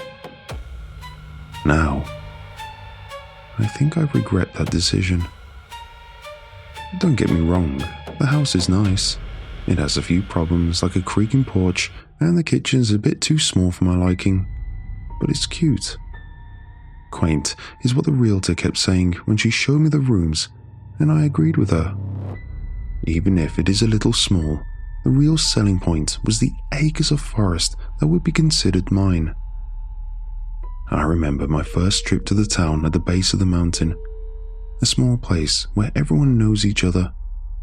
Naturally, some weren't sure about me, but most were actually nice. Asking where I grew up, what I did for work, no more questions until the owner of the only grocery store in town, Mr. Faraday, asked me if I planned on hiking in the forest.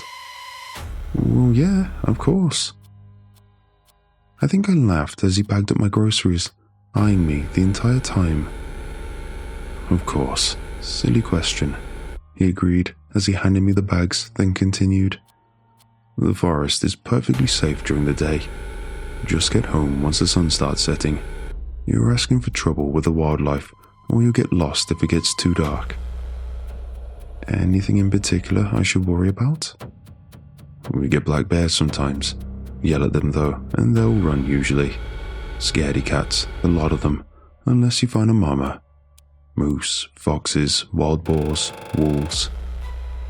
I paused in gathering up my bags and repeated, Wolves? I thought wolves were extinct here in the Appalachians. Mr. Faraday shrugged and ignored my question, continuing like I hadn't said anything. Be careful out there. Always take water. Be respectful. Don't be one of them city folk that makes a mess of the place. See a flower and think it's pretty. You take a picture and leave it alone. Easy enough. Anything else I should do? I wanted to be nice and not just blow the guy off, even if most of his advice was common sense. Then again, I didn't doubt there had been trouble in the past with some outsiders. It happened all the time in the parks I would go to as a kid. Jerks that would come through and leave beer cans or cigarette butts everywhere. He met my eyes, staring for a second too soon before he replied, If you see skulls or bones, don't touch them. If they're in the way, you go around them. I stared back, feeling uneasy as he suddenly smiled and said, You come back soon, you hear? Our own specials every week on fresh produce and meat. I should have listened better to him. The first few times I ventured into the forest, it was always in the late morning. There's an old trail behind the house, overgrown but still usable, and use it I did. The forest is beautiful. There are all kinds of songbirds and small animals and interesting plant life to see. I tried going in the morning when it wasn't too hot. I made sure to bring water and wore good hiking boots whenever I had time for a walk before work. There is a point in the trail where it branches off in two directions, and that is the point where I turn back around. The last thing I wanted was to choose the wrong path and end up hopelessly lost or unable to find my way back.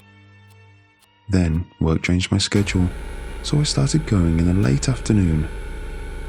I stayed out longer, just getting done with my hike as the sky was bathed in pinks and orange, the sun no longer visible, but giving just enough light. I never noticed anything different between the morning and late afternoon hikes, other than less birds singing. Then, small things began to happen. Little oddities that were easy to write off. Trees that had long scratches down their trunks, the songbirds quieting down at the start of my afternoon hikes rather than towards the end. I figured it was from the seasons changing, the night getting longer and days shortening. I had to be quick about my daily routine, only letting myself get maybe a mile into the forest before turning around. Even if I didn't believe the townsfolk that had gotten more vocal about being mindful of myself in the woods, I still didn't want to get lost. Then, I came across a deer skull. It was in the middle of the path back to my house, bleached and cracked, looking far too old. I looked around the trees to see if anyone was around, because it hadn't been there on my way up to the mountain. I even called out, nervous, "Hello?" and got nothing. The idea of leaving it where I constantly treaded made me sick, so I grabbed a stick and carefully put it through one of the eye sockets. I took a breath, then tossed it off into the trees, watching it as it hit the ground before dropping the stick and quickly making my way back home. That's when the howling started. It woke me up in the dead of night, a long, lone howl off in the distance. I was confused, startled, because until that point, I'd never heard a wolf howl before that wasn't on TV. I didn't even know if that's what it was. I laid there for a while, listening to it, then turned on some music to drown it out and go back to sleep. For a week, I would wake up in a cold sweat, and the wolf would be singing away until I finally started going to sleep with music. I asked about it the next time I went into town, curious if anyone else heard it. Nobody did. Mr. Faraday shook his head and said he hadn't heard any noise as he gave me change for my groceries. The pharmacist told me it was probably just a lonely or hurt animal when I was looking for some sleep aid. Even the waitress at the diner shrugged and said, "Haven't heard a thing, honey. Just make sure to keep your doors locked. Always better to be safe than sorry." The next time I went into the forest, I made sure it was right after work so I could enjoy a nice long stroll. The trees with the scratches were closer to my home, but I shrugged it off, figuring it was a bear or a moose. I did my usual circuit, followed the trail until I got to where it branches off and took a minor break, sitting on a fallen tree to drink some water. As I got up to start my way down, I noticed that the forest had become quiet. I felt nervous, glancing around to look for a reason like a bear stalking about, but found nothing. At that point, I quickly headed back home and nearly tripped over another skull. A moose skull, going off the huge antlers still attached to the white bone, perfectly preserved and staring in my direction. I looked around, wanting to find out who was messing with me, but I couldn't see anything but the trees and lush ferns. I thought about picking it up and throwing it to the side, but I took a deep breath and walked around it, then began running back home. It appeared 2 more times before I had had enough. On the 3rd time, I picked it up and threw it into the trees. I didn't stay to watch where it landed, and the moment I got home, I slammed the door and locked up everything.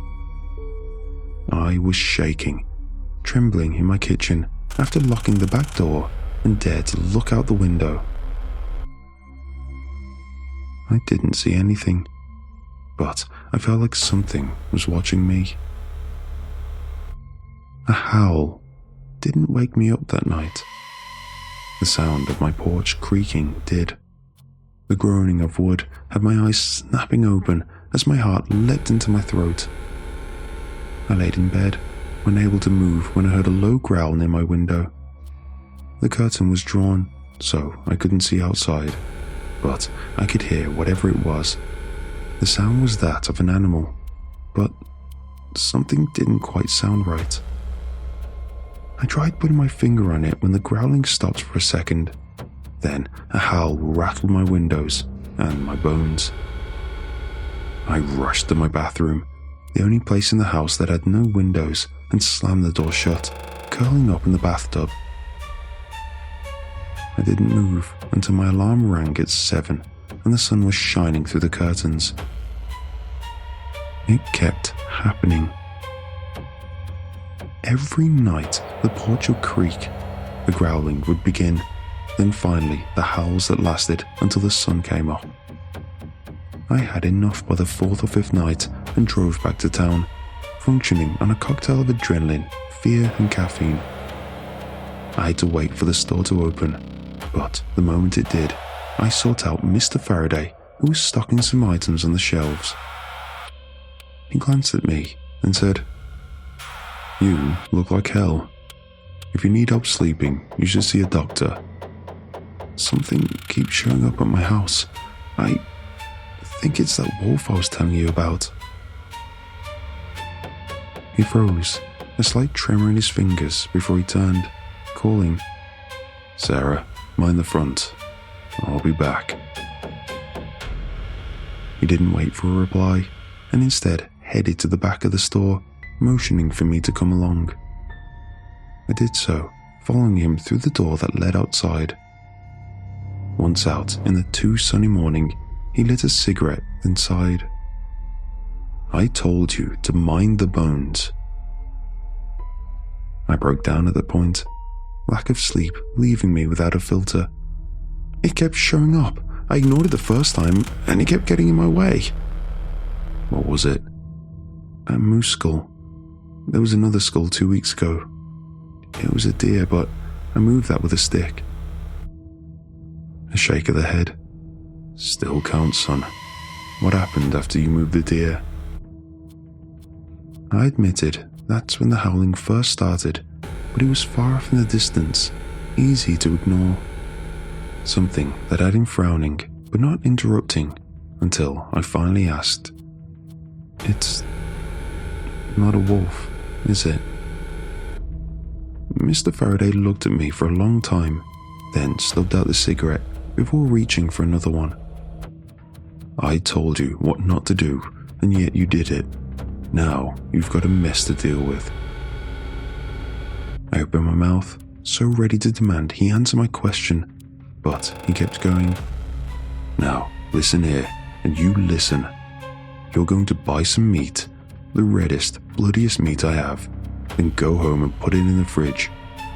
When the sun is setting, you're going to go into that forest with the meat and put it on the path. The minute you do that, you turn tail and run home.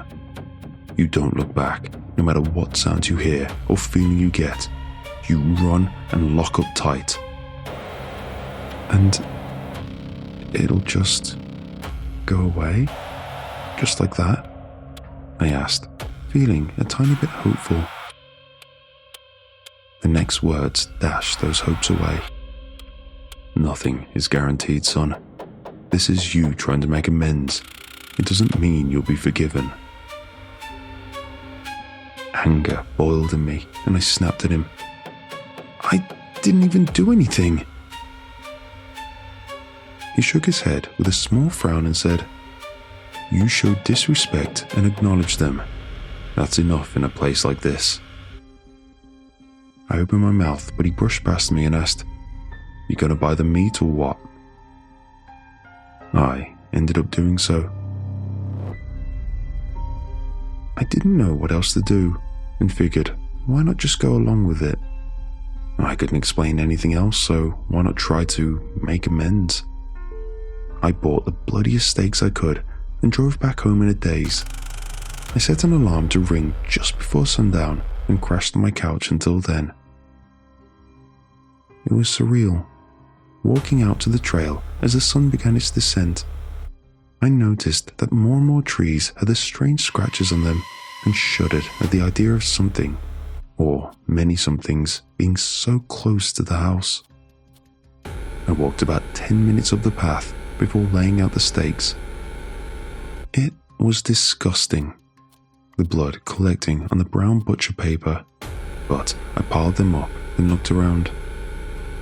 I couldn't see anything, just the usual trees, and decided to head back home. I took a handful of steps when I heard it. A low growling from behind me that had the hairs on the back of my neck standing up. Heavy thumping followed the growling, getting closer and closer and breaking me out of my stupor.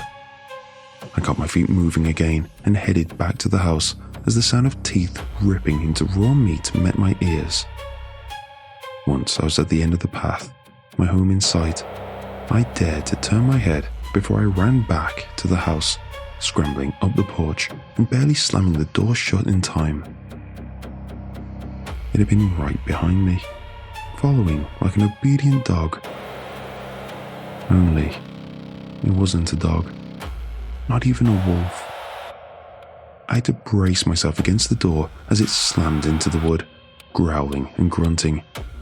I managed to lock it, just barely, before rushing to the front door to make sure it was locked as well.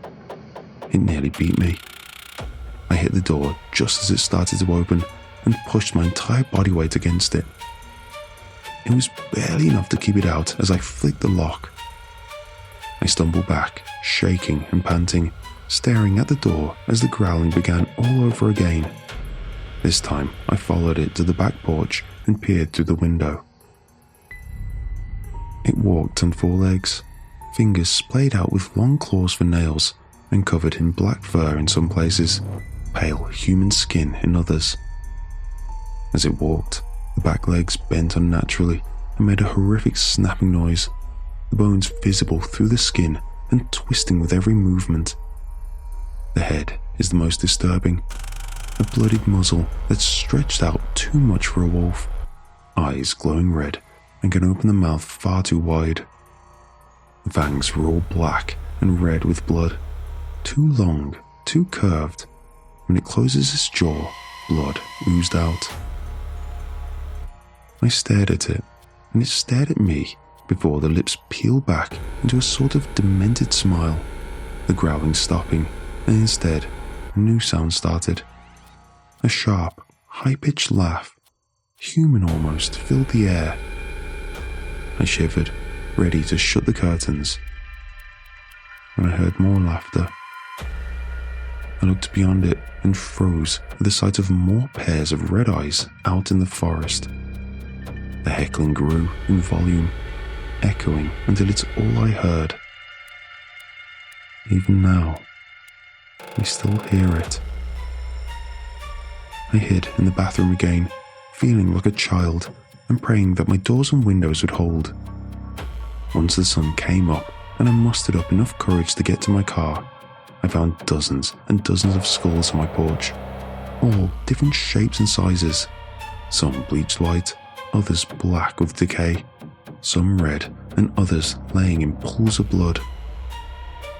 One of them was human. I wanted to run to the car, bulldoze through the bones, but instead I forced myself to carefully step over each and every one of them. Once I got back into town, I sought out Mr. Faraday. He listened quietly to my account, looking disappointed and annoyed by the time I was done, and said, "I told you not to look. Now you really made a mess, not just for you, but for everyone." My blood ran cold and I asked, "What do you mean?" "Everyone heard them last night, son, because of your screw-up." He closed his eyes and lit his cigarette, even though we stood in the paper goods aisle. "What if I just leave? Just go back to where I came from?" He shook his head and flicked the ashes onto the ground, uncaring of where they ended up. "Then what? What do I do?" "You're going to clean up your mess. A hunting party is gathering at the diner at sundown. You better be there." I asked if he really thought they could be killed, if it was possible, and he waved his hand and said, "We've done it before, son. You're not the first one to not listen. You won't be the last. But you made the trouble. You better be ready to help get rid of it." I swallowed, hesitating, then dared to ask, "Do people not come back from hunting?"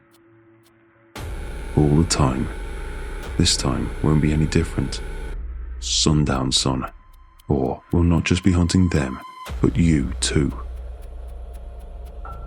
We gathered at the diner, and I've been given a shotgun and a crash course on how to use it, shown how to load it, told what not to do, and what to watch out for. According to Mr. Faraday, who was around for the last purge, the wolves of the Appalachians is what they call them. He's sticking close to me. He says having a buddy nearby is important. It's safer this way. The wolves like to drag people into the forest or decapitate the victims. They collect their skulls.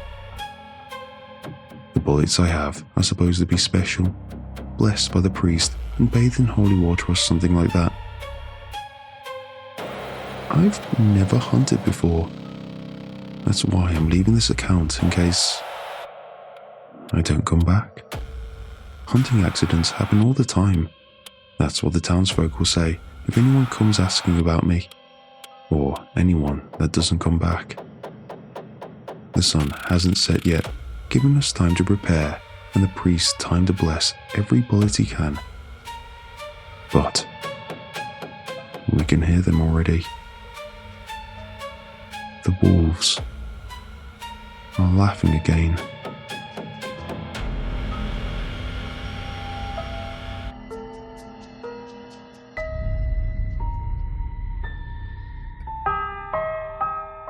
It was just another normal walk. That's how it started anyway. A casual morning stroll on the forested trail that ran behind my parents' house. They owned a home on a couple acres in the small town of Skyline, Alabama. At the time, I was in between jobs and had been living with them as I tried to get back on my feet. Their property intersects with a winding trail that ran for miles through some unkempt woods in the boonies. In the mornings, the Appalachian hills would come alive with the songs of birds and fluttering insects.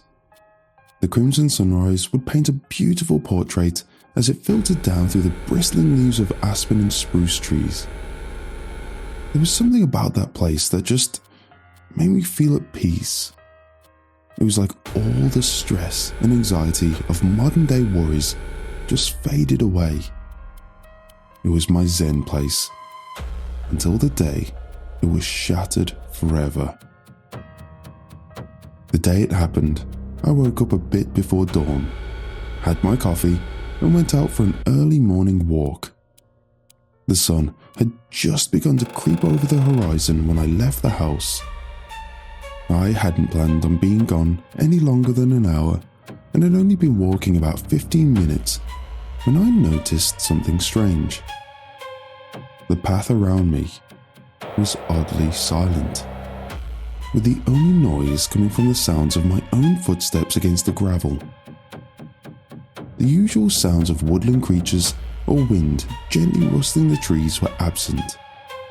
Everything was just completely silent. It didn't really bother me at first, but the longer it went on, the stranger it seemed. I finally stopped to try and determine whether it was some auditory illusion of some kind. I listened for any of the usual sounds. Cars on the highway a few miles out, lawnmowers fired up by the neighbours, or just any noise at all. But there was nothing. Just silence. All of a sudden, I began to feel lightheaded. My vision started swimming and my knees wobbled beneath me. The hairs on my arms stood on end and a cold sweat dampened my brow. I didn't understand what was happening, but in seconds, I was struggling just to remain standing. Panic struck hard, and I desperately reached for my phone, thinking I was having a medical emergency. I never managed to reach it, and I just seemed to lose all control of my body and fall face first to the ground. I still don't know exactly what happened, but it must have been a seizure or a fainting spell of some kind. What I do know is that when I finally came to, I wasn't where I was before.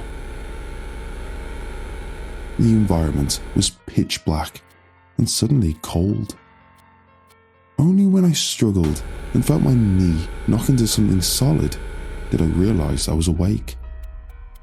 The sudden jolt struck right on the funny bone, causing me to wince in pain.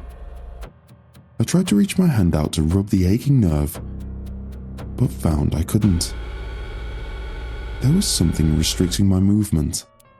Something cold and covered in a sticky substance. My whole body was pinned vertically against the wall. Thankfully, the binds were not entirely restrictive, and I managed to finagle the cell phone out of my pocket. I flipped it open and the light glowed in the dark.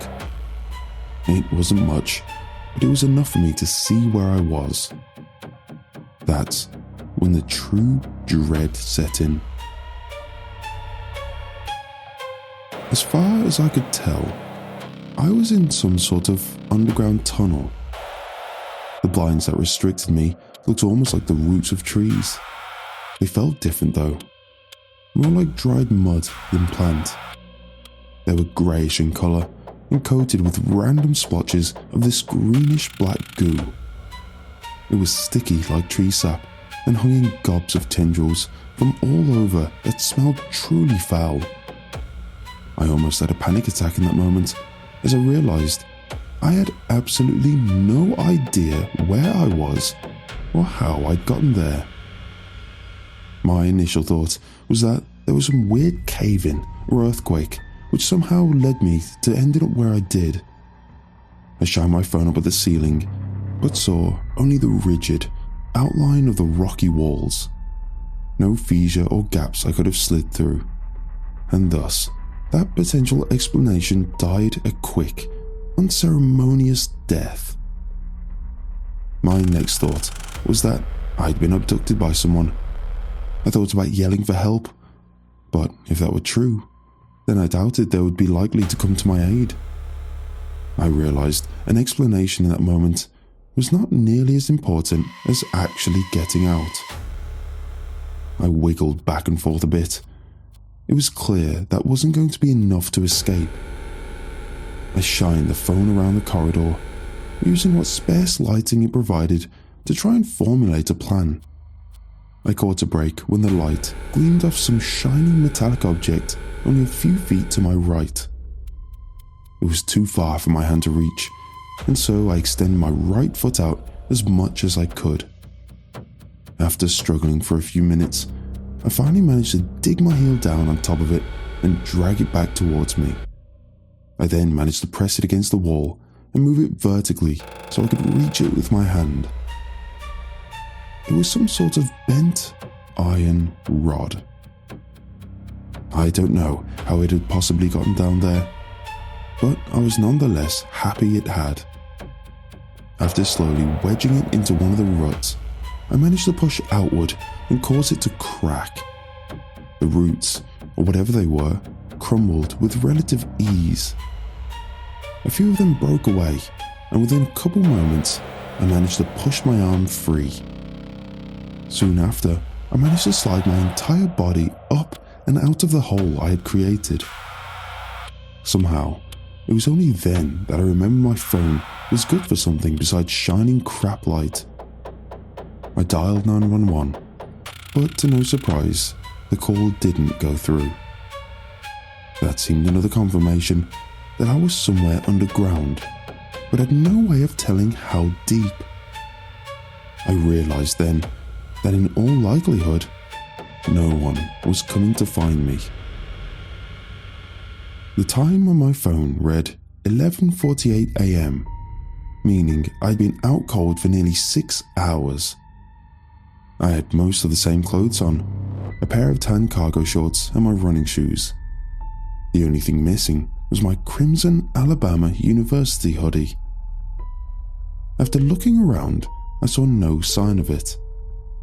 The air felt chilly and stagnant, and I shuddered as I rubbed the goosebumps on my exposed arms. Other than my thin layer of clothing, I also had my phone, leather multi-tool, keys, a pack of gum, and chapstick. Not exactly a wilderness survival expert's emergency pack. The corridor was unnervingly silent, devoid of any cave ambience. No howling wind, leaking in cracks, or distant drips of water. Just silence, intrusive and all-consuming. I started to walk, squinting to try and maximize my ocular reception under the minimal light of my cell phone. Each footstep I took, I did so with the utmost caution I was capable. It felt as though every sense in my body had been hypercharged from the onset of adrenaline and confusion. Before leaving the area, I had one last look back at the root system that had formerly imprisoned me. A thought struck me then as I observed it from further away. It almost looked like some sort of primitive cage. The tunnel stretched on for dozens of yards. Along the ground, I started finding tufts of what appeared to be dried grass and straw randomly strewn about. Beyond that, the tunnel came to a bend to the left, and the trail of grass continued towards it. Once around the corner, my eyes were met with the sight of an open cavern. In the waning light of my flip phone, it was difficult to tell, but it was clearly of much greater volume than the previous tunnel. In front of me was a large pile of sticks and dried grass, similar to that I'd seen earlier. Beyond that, the walls came to a sort of arch that briefly narrowed 24 yards ahead of me, before seeming to expand out again in the next chamber. On top of the stone arch was a structure almost resembling a natural limestone bridge that seemed to connect two separate ledges some 30 feet above me.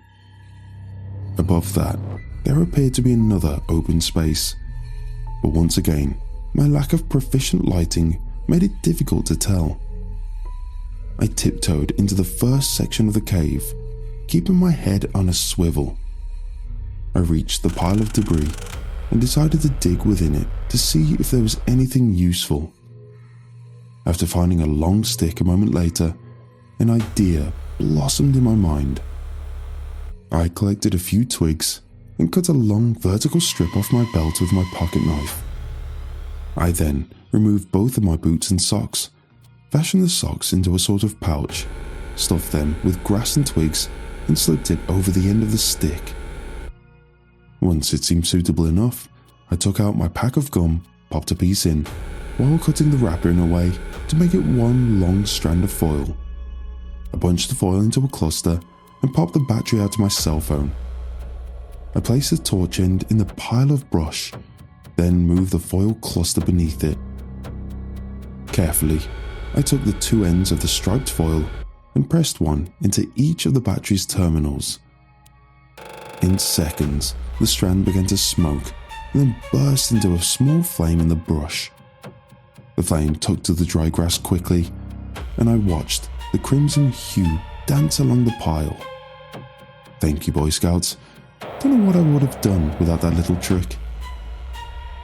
A second later, my makeshift torch ignited. The flame grew stronger, penetrating further into the shadowy canopy around me.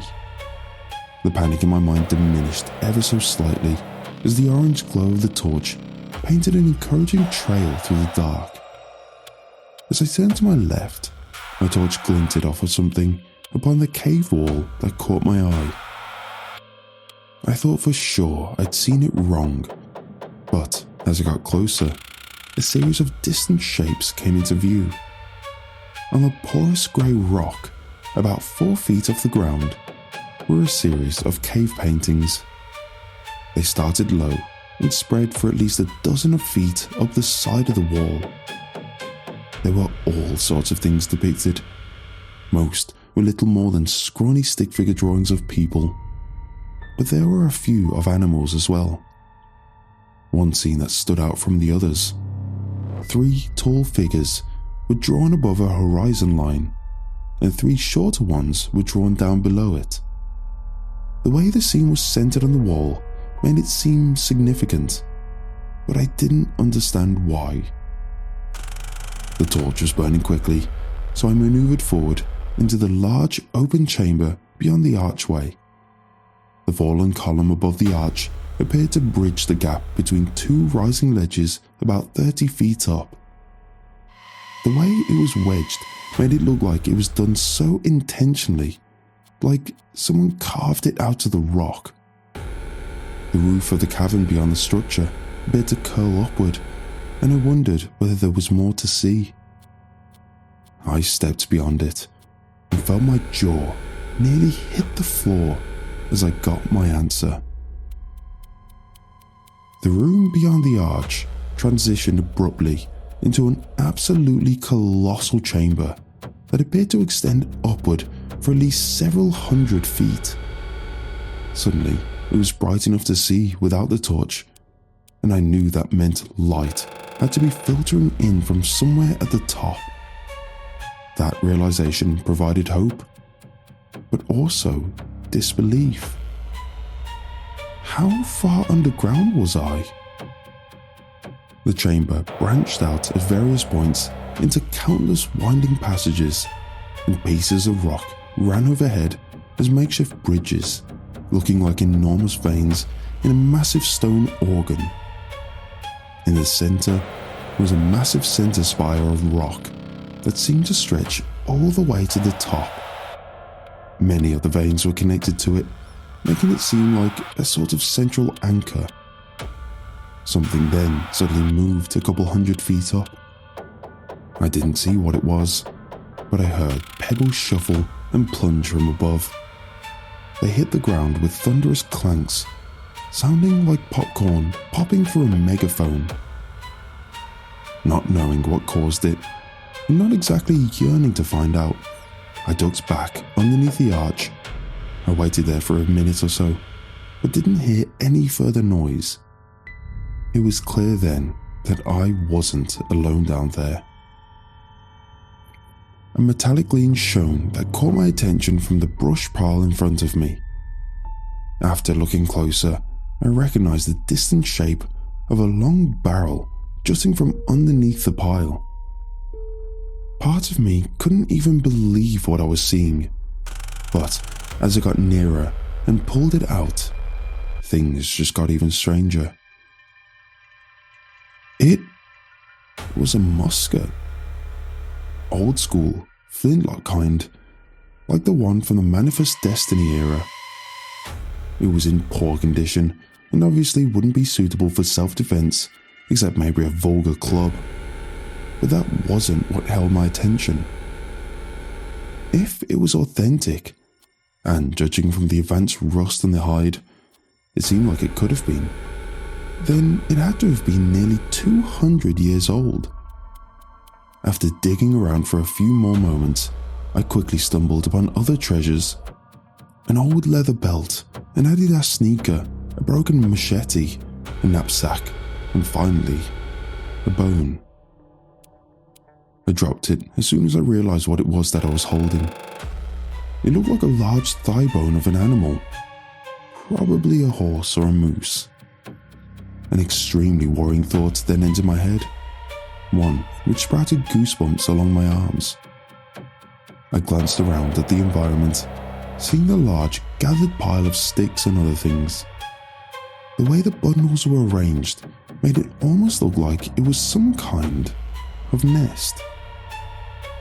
Even then, it seemed like a ridiculous notion. The pile was at least 30 feet in diameter. There's no creature on Earth that makes a nest that big, at least not that I know of. I couldn't calm my nerves after that thought, and decided to just continue trying to move upwards and reach the top, and more importantly, the light. Once past the pile, I found myself faced with a series of 3 branching tunnels. One of them appeared to slope downward, and after a moment of contemplation, I decided to just take the one on the far left that veered up. My torch began to dim, and I did everything I could to maintain the flame for as long as possible. My pockets soon began to run dry of grass, and the cave once again grew dark. After a couple more seconds, it was little more than smouldering ashes. Once again, I found myself alone in the dark. I grabbed the cell phone from my pocket and silently debated whether or not to go back for more fuel. An awful stench then accosted my nostrils like the malaise of a polluted rolling tide. It smelled like sewage and rotten eggs.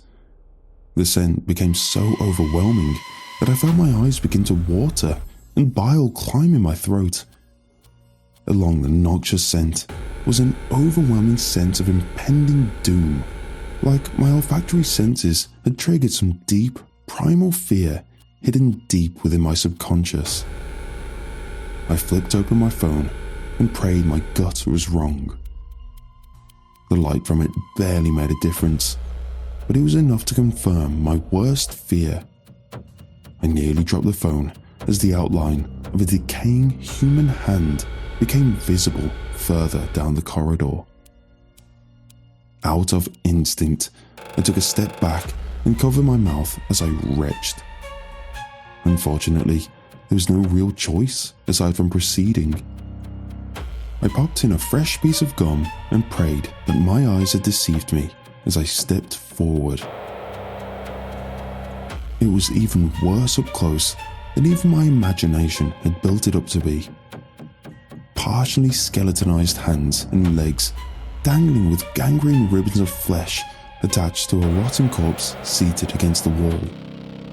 Blackened intestines spewing from the gut like dead worms from some grotesque, mouldy fruit.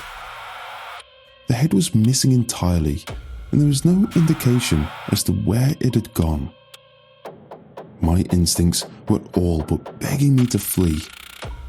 I had every intention of doing so, until I saw a small knapsack on the ground beside the remains. On a hunch, it may provide something useful, and seeing how the person clearly no longer had any use for it, I decided to take it. Once I lugged it onto my back, I said a few parting words for the nameless corpse and moved on. As if it wasn't obvious before, that moment was when I truly realized the severity of my situation. Before that, I'd almost assured myself that me waking up there was some kind of mistake or odd coincidence. But after seeing that, I abandoned that rationale. Anxiety constricted my mind as I wondered whether I'd been kidnapped by some perverse serial killer, chained up like a pig ready for slaughter whenever he thought to entertain the notion. After putting sufficient distance between myself and the corpse, I knelt down and popped open the knapsack. Inside, I struck gold with a flashlight, a box of matches, a half-full water bottle, a pack of granola bars, and a few magazines. Those were all most welcome additions, but much to my chagrin, there was nothing to identify who the person was or how they'd gotten there. At least the flashlight still had some juice left in it. I flicked the switch and watched the flashlight sputter to life and blaze a trail through the passage. The tunnel was pretty unremarkable, appearing as just a long, winding passage that led upward. Ever since the brush pile, I hadn't heard so much as a single decibel of sound. I never really realized how comforting background white noise is until I was forced to go without it. After a couple more minutes of walking in utter silence, I reached another open chamber. Two more branching passages lay further ahead and seemed to stretch in nearly opposing directions. One branched out left and one right, with both seeming to lead upwards.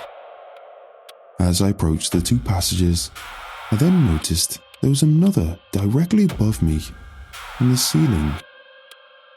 I looked up to see an extending chute stretched for countless feet above me. Even the light of the flashlight was not enough to illuminate its entire length. Obviously, I had no means of traversing the vertical shaft, but the discovery made things even more mystifying. I elected to take the left tunnel in hopes it would lead to a higher level of the cavern. Before I could enter one of them though, my footsteps disrupted a pile of pebbles and sent them skittering outward across the ground. I froze, cursing myself for the noise and hoping nothing had been alerted by it. My mind was flooded with a torrent of catastrophic thoughts. It felt like breaking the silence within that place was somehow a graven sin in and of itself. Luckily for me, there was no other noises. The further I went, the less likely it seemed like the cavern was a natural formation. The walls had almost patterned groove marks in them, as if something had methodically yet boorishly dug them out. A worrying thought manifested as I remembered the apparent nest from earlier. maybe this was a den of some massive unknown creature. For some reason, I thought of Shelob, the giant spider from Lord of the Rings, and obviously, the thought did not bring any comfort whatsoever. It seemed ridiculous, of course, but darkness and silence can play cruel tricks on a solitary mind. I hoped that's all it was, and I did my best to suppress them and continue on. I dropped a piece of gum at the entrance of the next tunnel and continued walking. The idea was to use the glint on the shiny wrapper from the flashlight as a rudimentary map to help me find my way back to where I started, if it came down to that. The more I went though, the more I doubted and hoped I would not have to resort to that tactic. All sense of direction in that place was restricted to a bare minimum, as with even as short as I had travelled, I had no real sense of where I was in relation to where I had started. That tunnel seemed to bend and twist like an enclosed spiral staircase on an endless incline. Finally, as I rounded yet another bend, I saw a dull light breaching the other end. I ventured forward, and once more, the room elongated into that massive open chamber.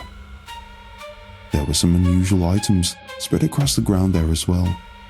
Splintered pieces of wood, along with a half-destroyed wooden chair. There was also a scattering of copper-coloured coins across the ground, but I didn't recognise the denomination. However, one item stood out right away. An old, rusted sword.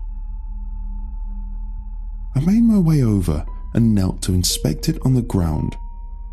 Looked like an old cavalry sabre from the Civil War era. The hilt was rounded and encrusted with bronze, and the metal blade had clearly seen better years. It looked authentic, like the rifle from earlier. But of course, that would lead to the quite elaborate conclusion that it had been there for a couple 100 years. I didn't think much about it in the moment though. I was just happy to have a weapon. Hello? A sudden voice froze me up like a breeze in the dead of winter. I killed the flashlight and ducked down. Hello? Anyone? The ethereal voice sounded like a young girl calling from somewhere within the cave. The vocal inflection quite clearly conveyed a terror, and I felt my heart quiver. The thought of a young girl alone in that place and terrified was haunting, and my instincts demanded I try to help. I crept onward from the room and found myself once more entering the massive chamber from earlier, this time on a higher level. The cavern loomed large, like an ancient empty tomb, and felt as though I were a single ant in an alien termite colony. Down below, I heard the footsteps of the girl whimpering, and I approached the ledge to try and spot her. The area beneath me was shrouded in shadow, and I saw nothing upon first glance. I debated upon turning my flashlight back on and shining down, but some part of me wouldn't comply with the thought. Like I knew it was the right thing to do, but fear had constricted me and wouldn't allow my hand to cooperate. I peeked over the edge, waiting in darkness to try and see her. Her hushed sobs and frantic breaths met my ears, but I couldn't determine exactly where they were coming from. I kept quiet and continued listening. But something strange then happened. Her muffled cries changed pitch, and suddenly morphed into what I can only describe as a hooting, almost manic animal screech. It was the weirdest thing I'd ever heard. Something then darted through the darkness down below me. I couldn't tell what it was, but it was quick. It disappeared in a split second, and I was forced to entertain the ridiculous notion. Maybe those sounds were not meant to signal distress. Maybe it was a lure. I can't exactly say why that unnerving thought entered my mind, but I picked up the pace a bit from then on. I crossed the fallen column to reach a higher elevation of ledges, sneaking glances down below to keep an eye out for whatever that thing was. Luckily, I managed to cross without incident and kept maneuvering further into the convoluted cave system. Every path which seemed to incline upwards was the one I took. Every tunnel I took, I left another piece of wrapped gum at the entryway, and the pack continued to dwindle. Most corridors and rooms I came to held very little of interest. Found a few sparse piles of animal bones, as well as various personal belongings scattered around. The items I found in no particular order were an old briefcase, a torn pair of jeans, a solo winter boot, a Chicago Cubs baseball hat, and a lunchbox with spoiled contents. All of it was rather asinine, but then I came to that room. It was tucked away behind a large room that split into several other paths. By this point, I was at least several hundred feet above where I had started. The room itself was little more than a small separate grotto, but the items inside I found truly interesting. Most were articles of clothing: shirts, jackets, pants, hats, and shoes of all sorts, numbering in the hundreds. I also saw a cane, a fishing pole, a baseball bat, a deflated football, and a small drink cooler. All the items in that room seemingly had a single thing in common. They all were either entirely or primarily red.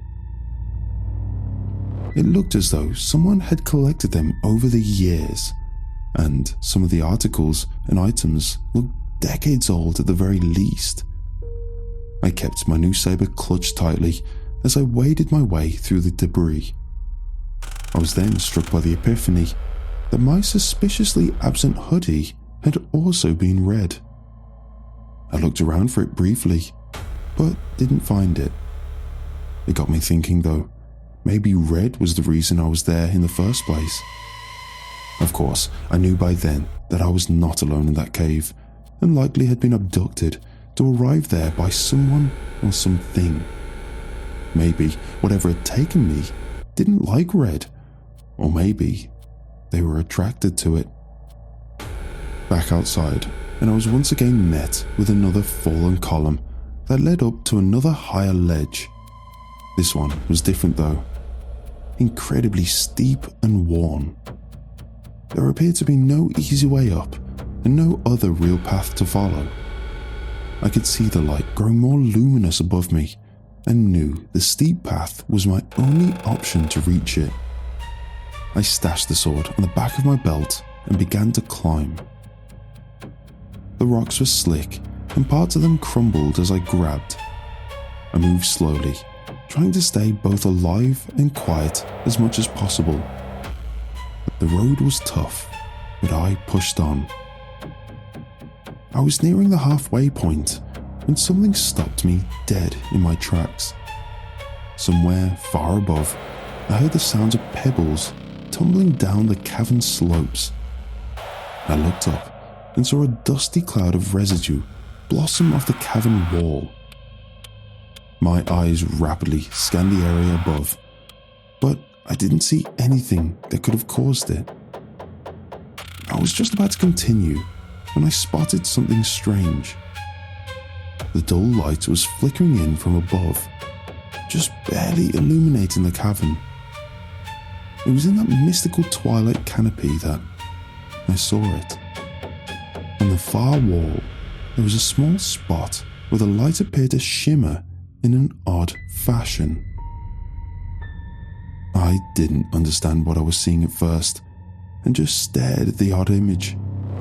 It almost looked like something translucent was partially obscuring the light, like an impossible patch of water held together by some unknown force. I must have blinked or something, because one moment it was there, and the next, it was gone. A cold chill crept down my spine. and I decided the best thing I could do was just keep moving. After taking a moment to level out my breaths, I continued onward and thankfully reached the next ledge. Once I hauled myself up, I peered back down over the ledge and saw the chamber plunge downward into obscurity. By that point, I was nearing the top where the light was coming from. I just hoped that all the effort to get there would be worth it. The room beyond that ledge was yet another empty space, or at least I thought it was. Once inside, my flashlight gleamed off of one of the walls and illuminated several patterns in the rock. The entire thing appeared haphazardly scrawled in some sort of black ink. It was only when I backed further away from the wall that I realized what it was. At first, I saw only squiggled lines, blighted ovals, and winding tubes. Then I saw the X carved into one side. A realization struck me then. It was a map. It was crudely made, but after further examination, I recognized that the X section was similar to the cavern I was in. The paths drawn also seemed to vaguely reflect the ones I'd taken to reach that point. My eyes grew wide as I made the undeniable discovery that if the map was in some way accurate, then I hadn't seen anything yet. The colossal chamber I was currently in was only a tiny fraction of the entire piece. I counted 6 or 7 other sections that were at least double the size. The ends of the portrait seemed to fizzle away, as if whoever had drawn it had not yet completed the entire thing. That realization was staggering. Just how big is this place? I took a picture of the diagram with my cell phone and moved on. There were sudden noises and clangs far off in the distance, and I decided to move towards the light as quickly as I could. According to the crude map, the way out of the labyrinth was near. If it was anywhere near true proportions, then I was about 3/4 of the way there. I just had a little bit higher to go, but the worst was yet to come. I advanced onto yet another tunnel and began the arduous climb upward. I could see the light getting nearer and just hoped that there was an actual means of getting out. Luckily, after rounding a few corners, I came face to face with just about the most beautiful thing I'd ever seen. The exit. In the ceiling, there were several partial transparent films of unknown material stretched over holes. The light was gently beaming in from above, and I knew it had to be a way out. The only question was, how was I going to reach it? As the ceiling was well over 20 feet up. I made my approach into the open cavern and stared upwards at the patches of rock above me. There were grooves and indentations in the side of the wall, and I thought I might use them to climb up. It looked possible, but I didn't get the chance to try then. Out of the blue, I was suddenly struck in the chest by something. The blow was sudden, completely unexpected, and sharp. I crumpled to my knees and held my ribs where the blow had struck, feeling blood begin to spill from several open wounds on my abdomen. I then heard the sudden pitter-patter of feet scampering by me. My eyes frantically darted around the room, but I did not see my assaulter anywhere, even though they had passed right by me. It didn't make any sense. A plume of dust was then disturbed above me. I looked up and saw something I still cannot fully explain. It was the same odd shimmering anomaly of the light that I'd seen before. It was closer this time, perched just above me on the ceiling. It was different than before though. There was a distinct shape to it, at least partially. like it looked different than the area around it. For any of those who have played the Halo franchise, just picture the translucent silhouette of an active camo upgrade, and that's basically how it looked. Something that was either partially cloaked, or my eyes just weren't capable of fully perceiving it. It then moved, and my heart dropped like a lead weight. There was definitely something up there, and I had no idea what it was. Its outline looked vaguely humanoid, but it was hard to tell for certain. The saber in my hand quivered as I held it out towards the thing. The 3 separate wounds on my chest stung like hornet's venom, and I realized then that the pattern of them almost looked like something inflicted by claws. We just stared at one another for the longest time before it suddenly made this sort of hooting noise. I then watched as it leaped several feet and then disappeared into the shadows. Things fell silent once more, and I seized my chance. Freedom was only a simple climb away, and with that in mind, I made a scramble for it. I began my climb up the wall. It was jagged, and I felt rocks puncture into my hands, but I didn't care. I just had to get out. I was nearing the halfway point when suddenly something slammed into my back. The impact caused me to lose grip and plummet about 10 feet back to the cavern floor. I struck hard with my head bouncing off the solid dirt. The room wobbled around me and my head pulsed from the impact. Something then touched down ahead of me. I tried to stabilize my vision and clutched tightly onto the rusted saber as my only means of defense.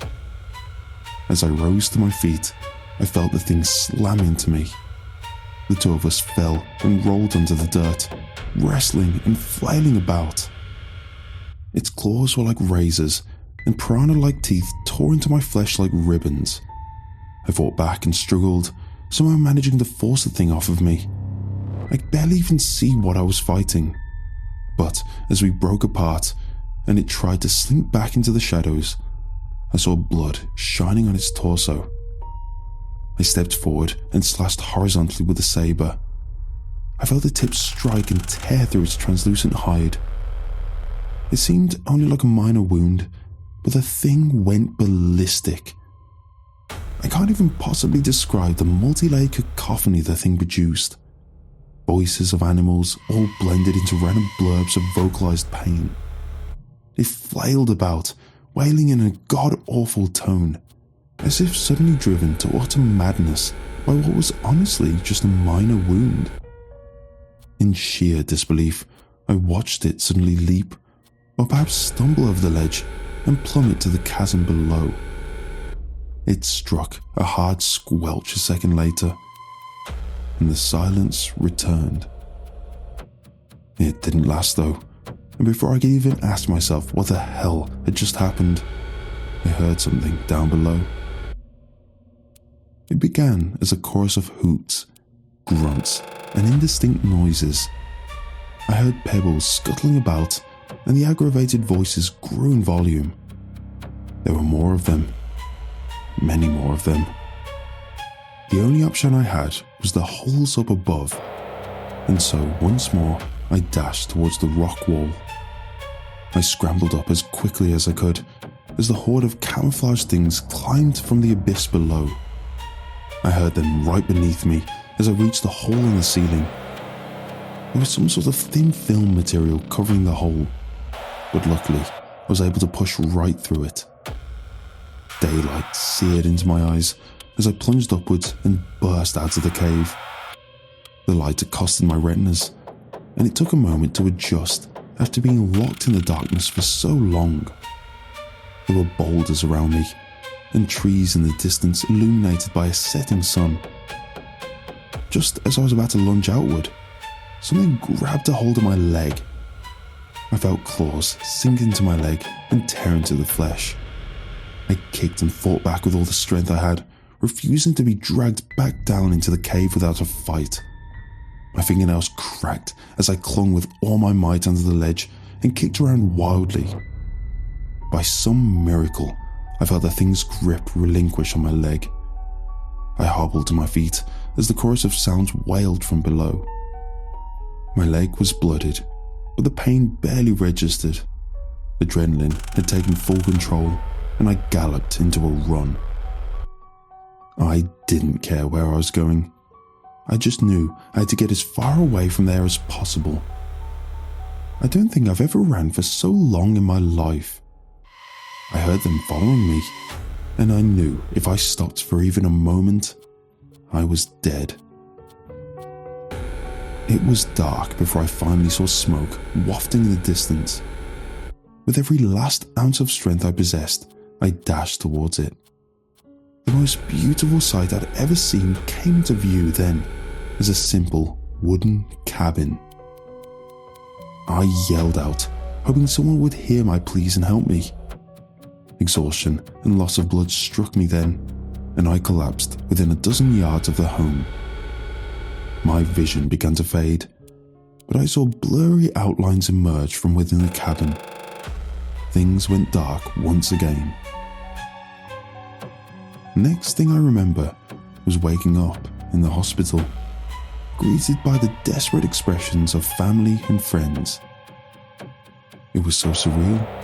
They wept tears of joy, thanking God and others that I'd returned. Part of me wondered then whether all the things I've related here today were just nightmares or vivid hallucinations of some kind of coma.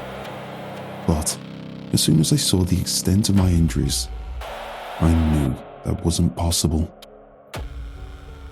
I had apparently been gone for nearly 24 hours when I was found. My body was covered in deep cuts and lacerations. I had 3 broken ribs and a partially ruptured spleen. Many of my wounds had been stricken with infection, and it took weeks for me to heal. It was not a fun time, but at least I was alive. The doctors and police thought my injuries were a result of an animal attack. They questioned me profusely, but I took the coward's way out. I didn't tell them much, only that I was out hiking and was suddenly attacked by something. Doesn't really explain the fact that I ended up at the cabin, which was nearly 15 miles away from the trail I had started on, but that detail didn't come up. It felt wrong to lie to them, but I was paranoid that no one would believe me. I didn't even know if I could believe myself.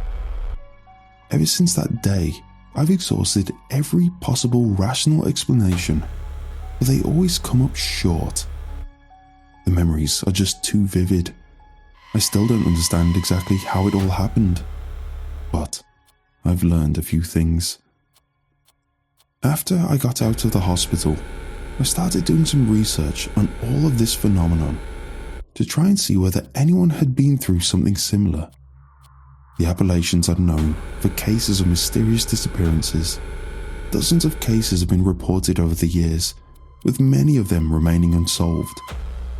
I don't know whether they are all victimized by the same thing I was, but I did notice one peculiar detail. Many of them were reported to have been wearing a red article of clothing when they were declared missing. In nature, red is the color of danger. Many animals like bulls have an innate fear or dislike of the color. It makes sense when you think about it. Blood is red, fire too. Oftentimes, venomous snakes and insects will be partially or entirely red in color. Many poisonous mushrooms and berries also follow this pattern. I'm not positive, but I do believe red has something to do with this. As for what those things were, I really don't know. I've considered everything from aliens to ghosts and interdimensional creatures, but I don't think anyone knows for sure. There's a local legend about beings that supposedly live deep in the woods, hidden away from people. Indigenous folklore in the area mentions them extensively, but it sounds ridiculous. Fairies. Nothing like the cutesy Tinkerbell or Cosmo and Wanda. According to legend, they are subterranean creatures that stalk and drag their prey back into their burrows. A lot of stories claim they live near rocks and boulders, something which reminded me of the location I arrived in after first exiting the cave. I didn't really buy into this explanation until a friend of mine who was a Native American mentioned one particular detail. Apparently, these beings are allergic to steel. That may explain what happened to the one that attacked me after I nicked it with that old saber. Maybe the steel of the blade caused it to have a reaction. As for their apparent ability to cloak themselves, well, no one who I've told this account to honestly has been able to explain that. My same friend who told me about the fairies admits that he never really believed in them. They were just stories that his grandfather used to tell him as a kid. Both of us don't really know what to think now. Some people say that all myths and superstitions are rooted in something real.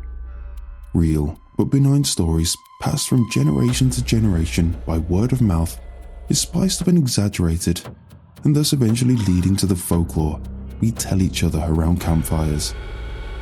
Maybe this time, the myth doesn't need to be exaggerated. Maybe the reason that the world scoffs at these stories is because the truth is something very good at hiding. I know how all of this sounds, trust me. Every skeptical thought that has passed through your mind while listening.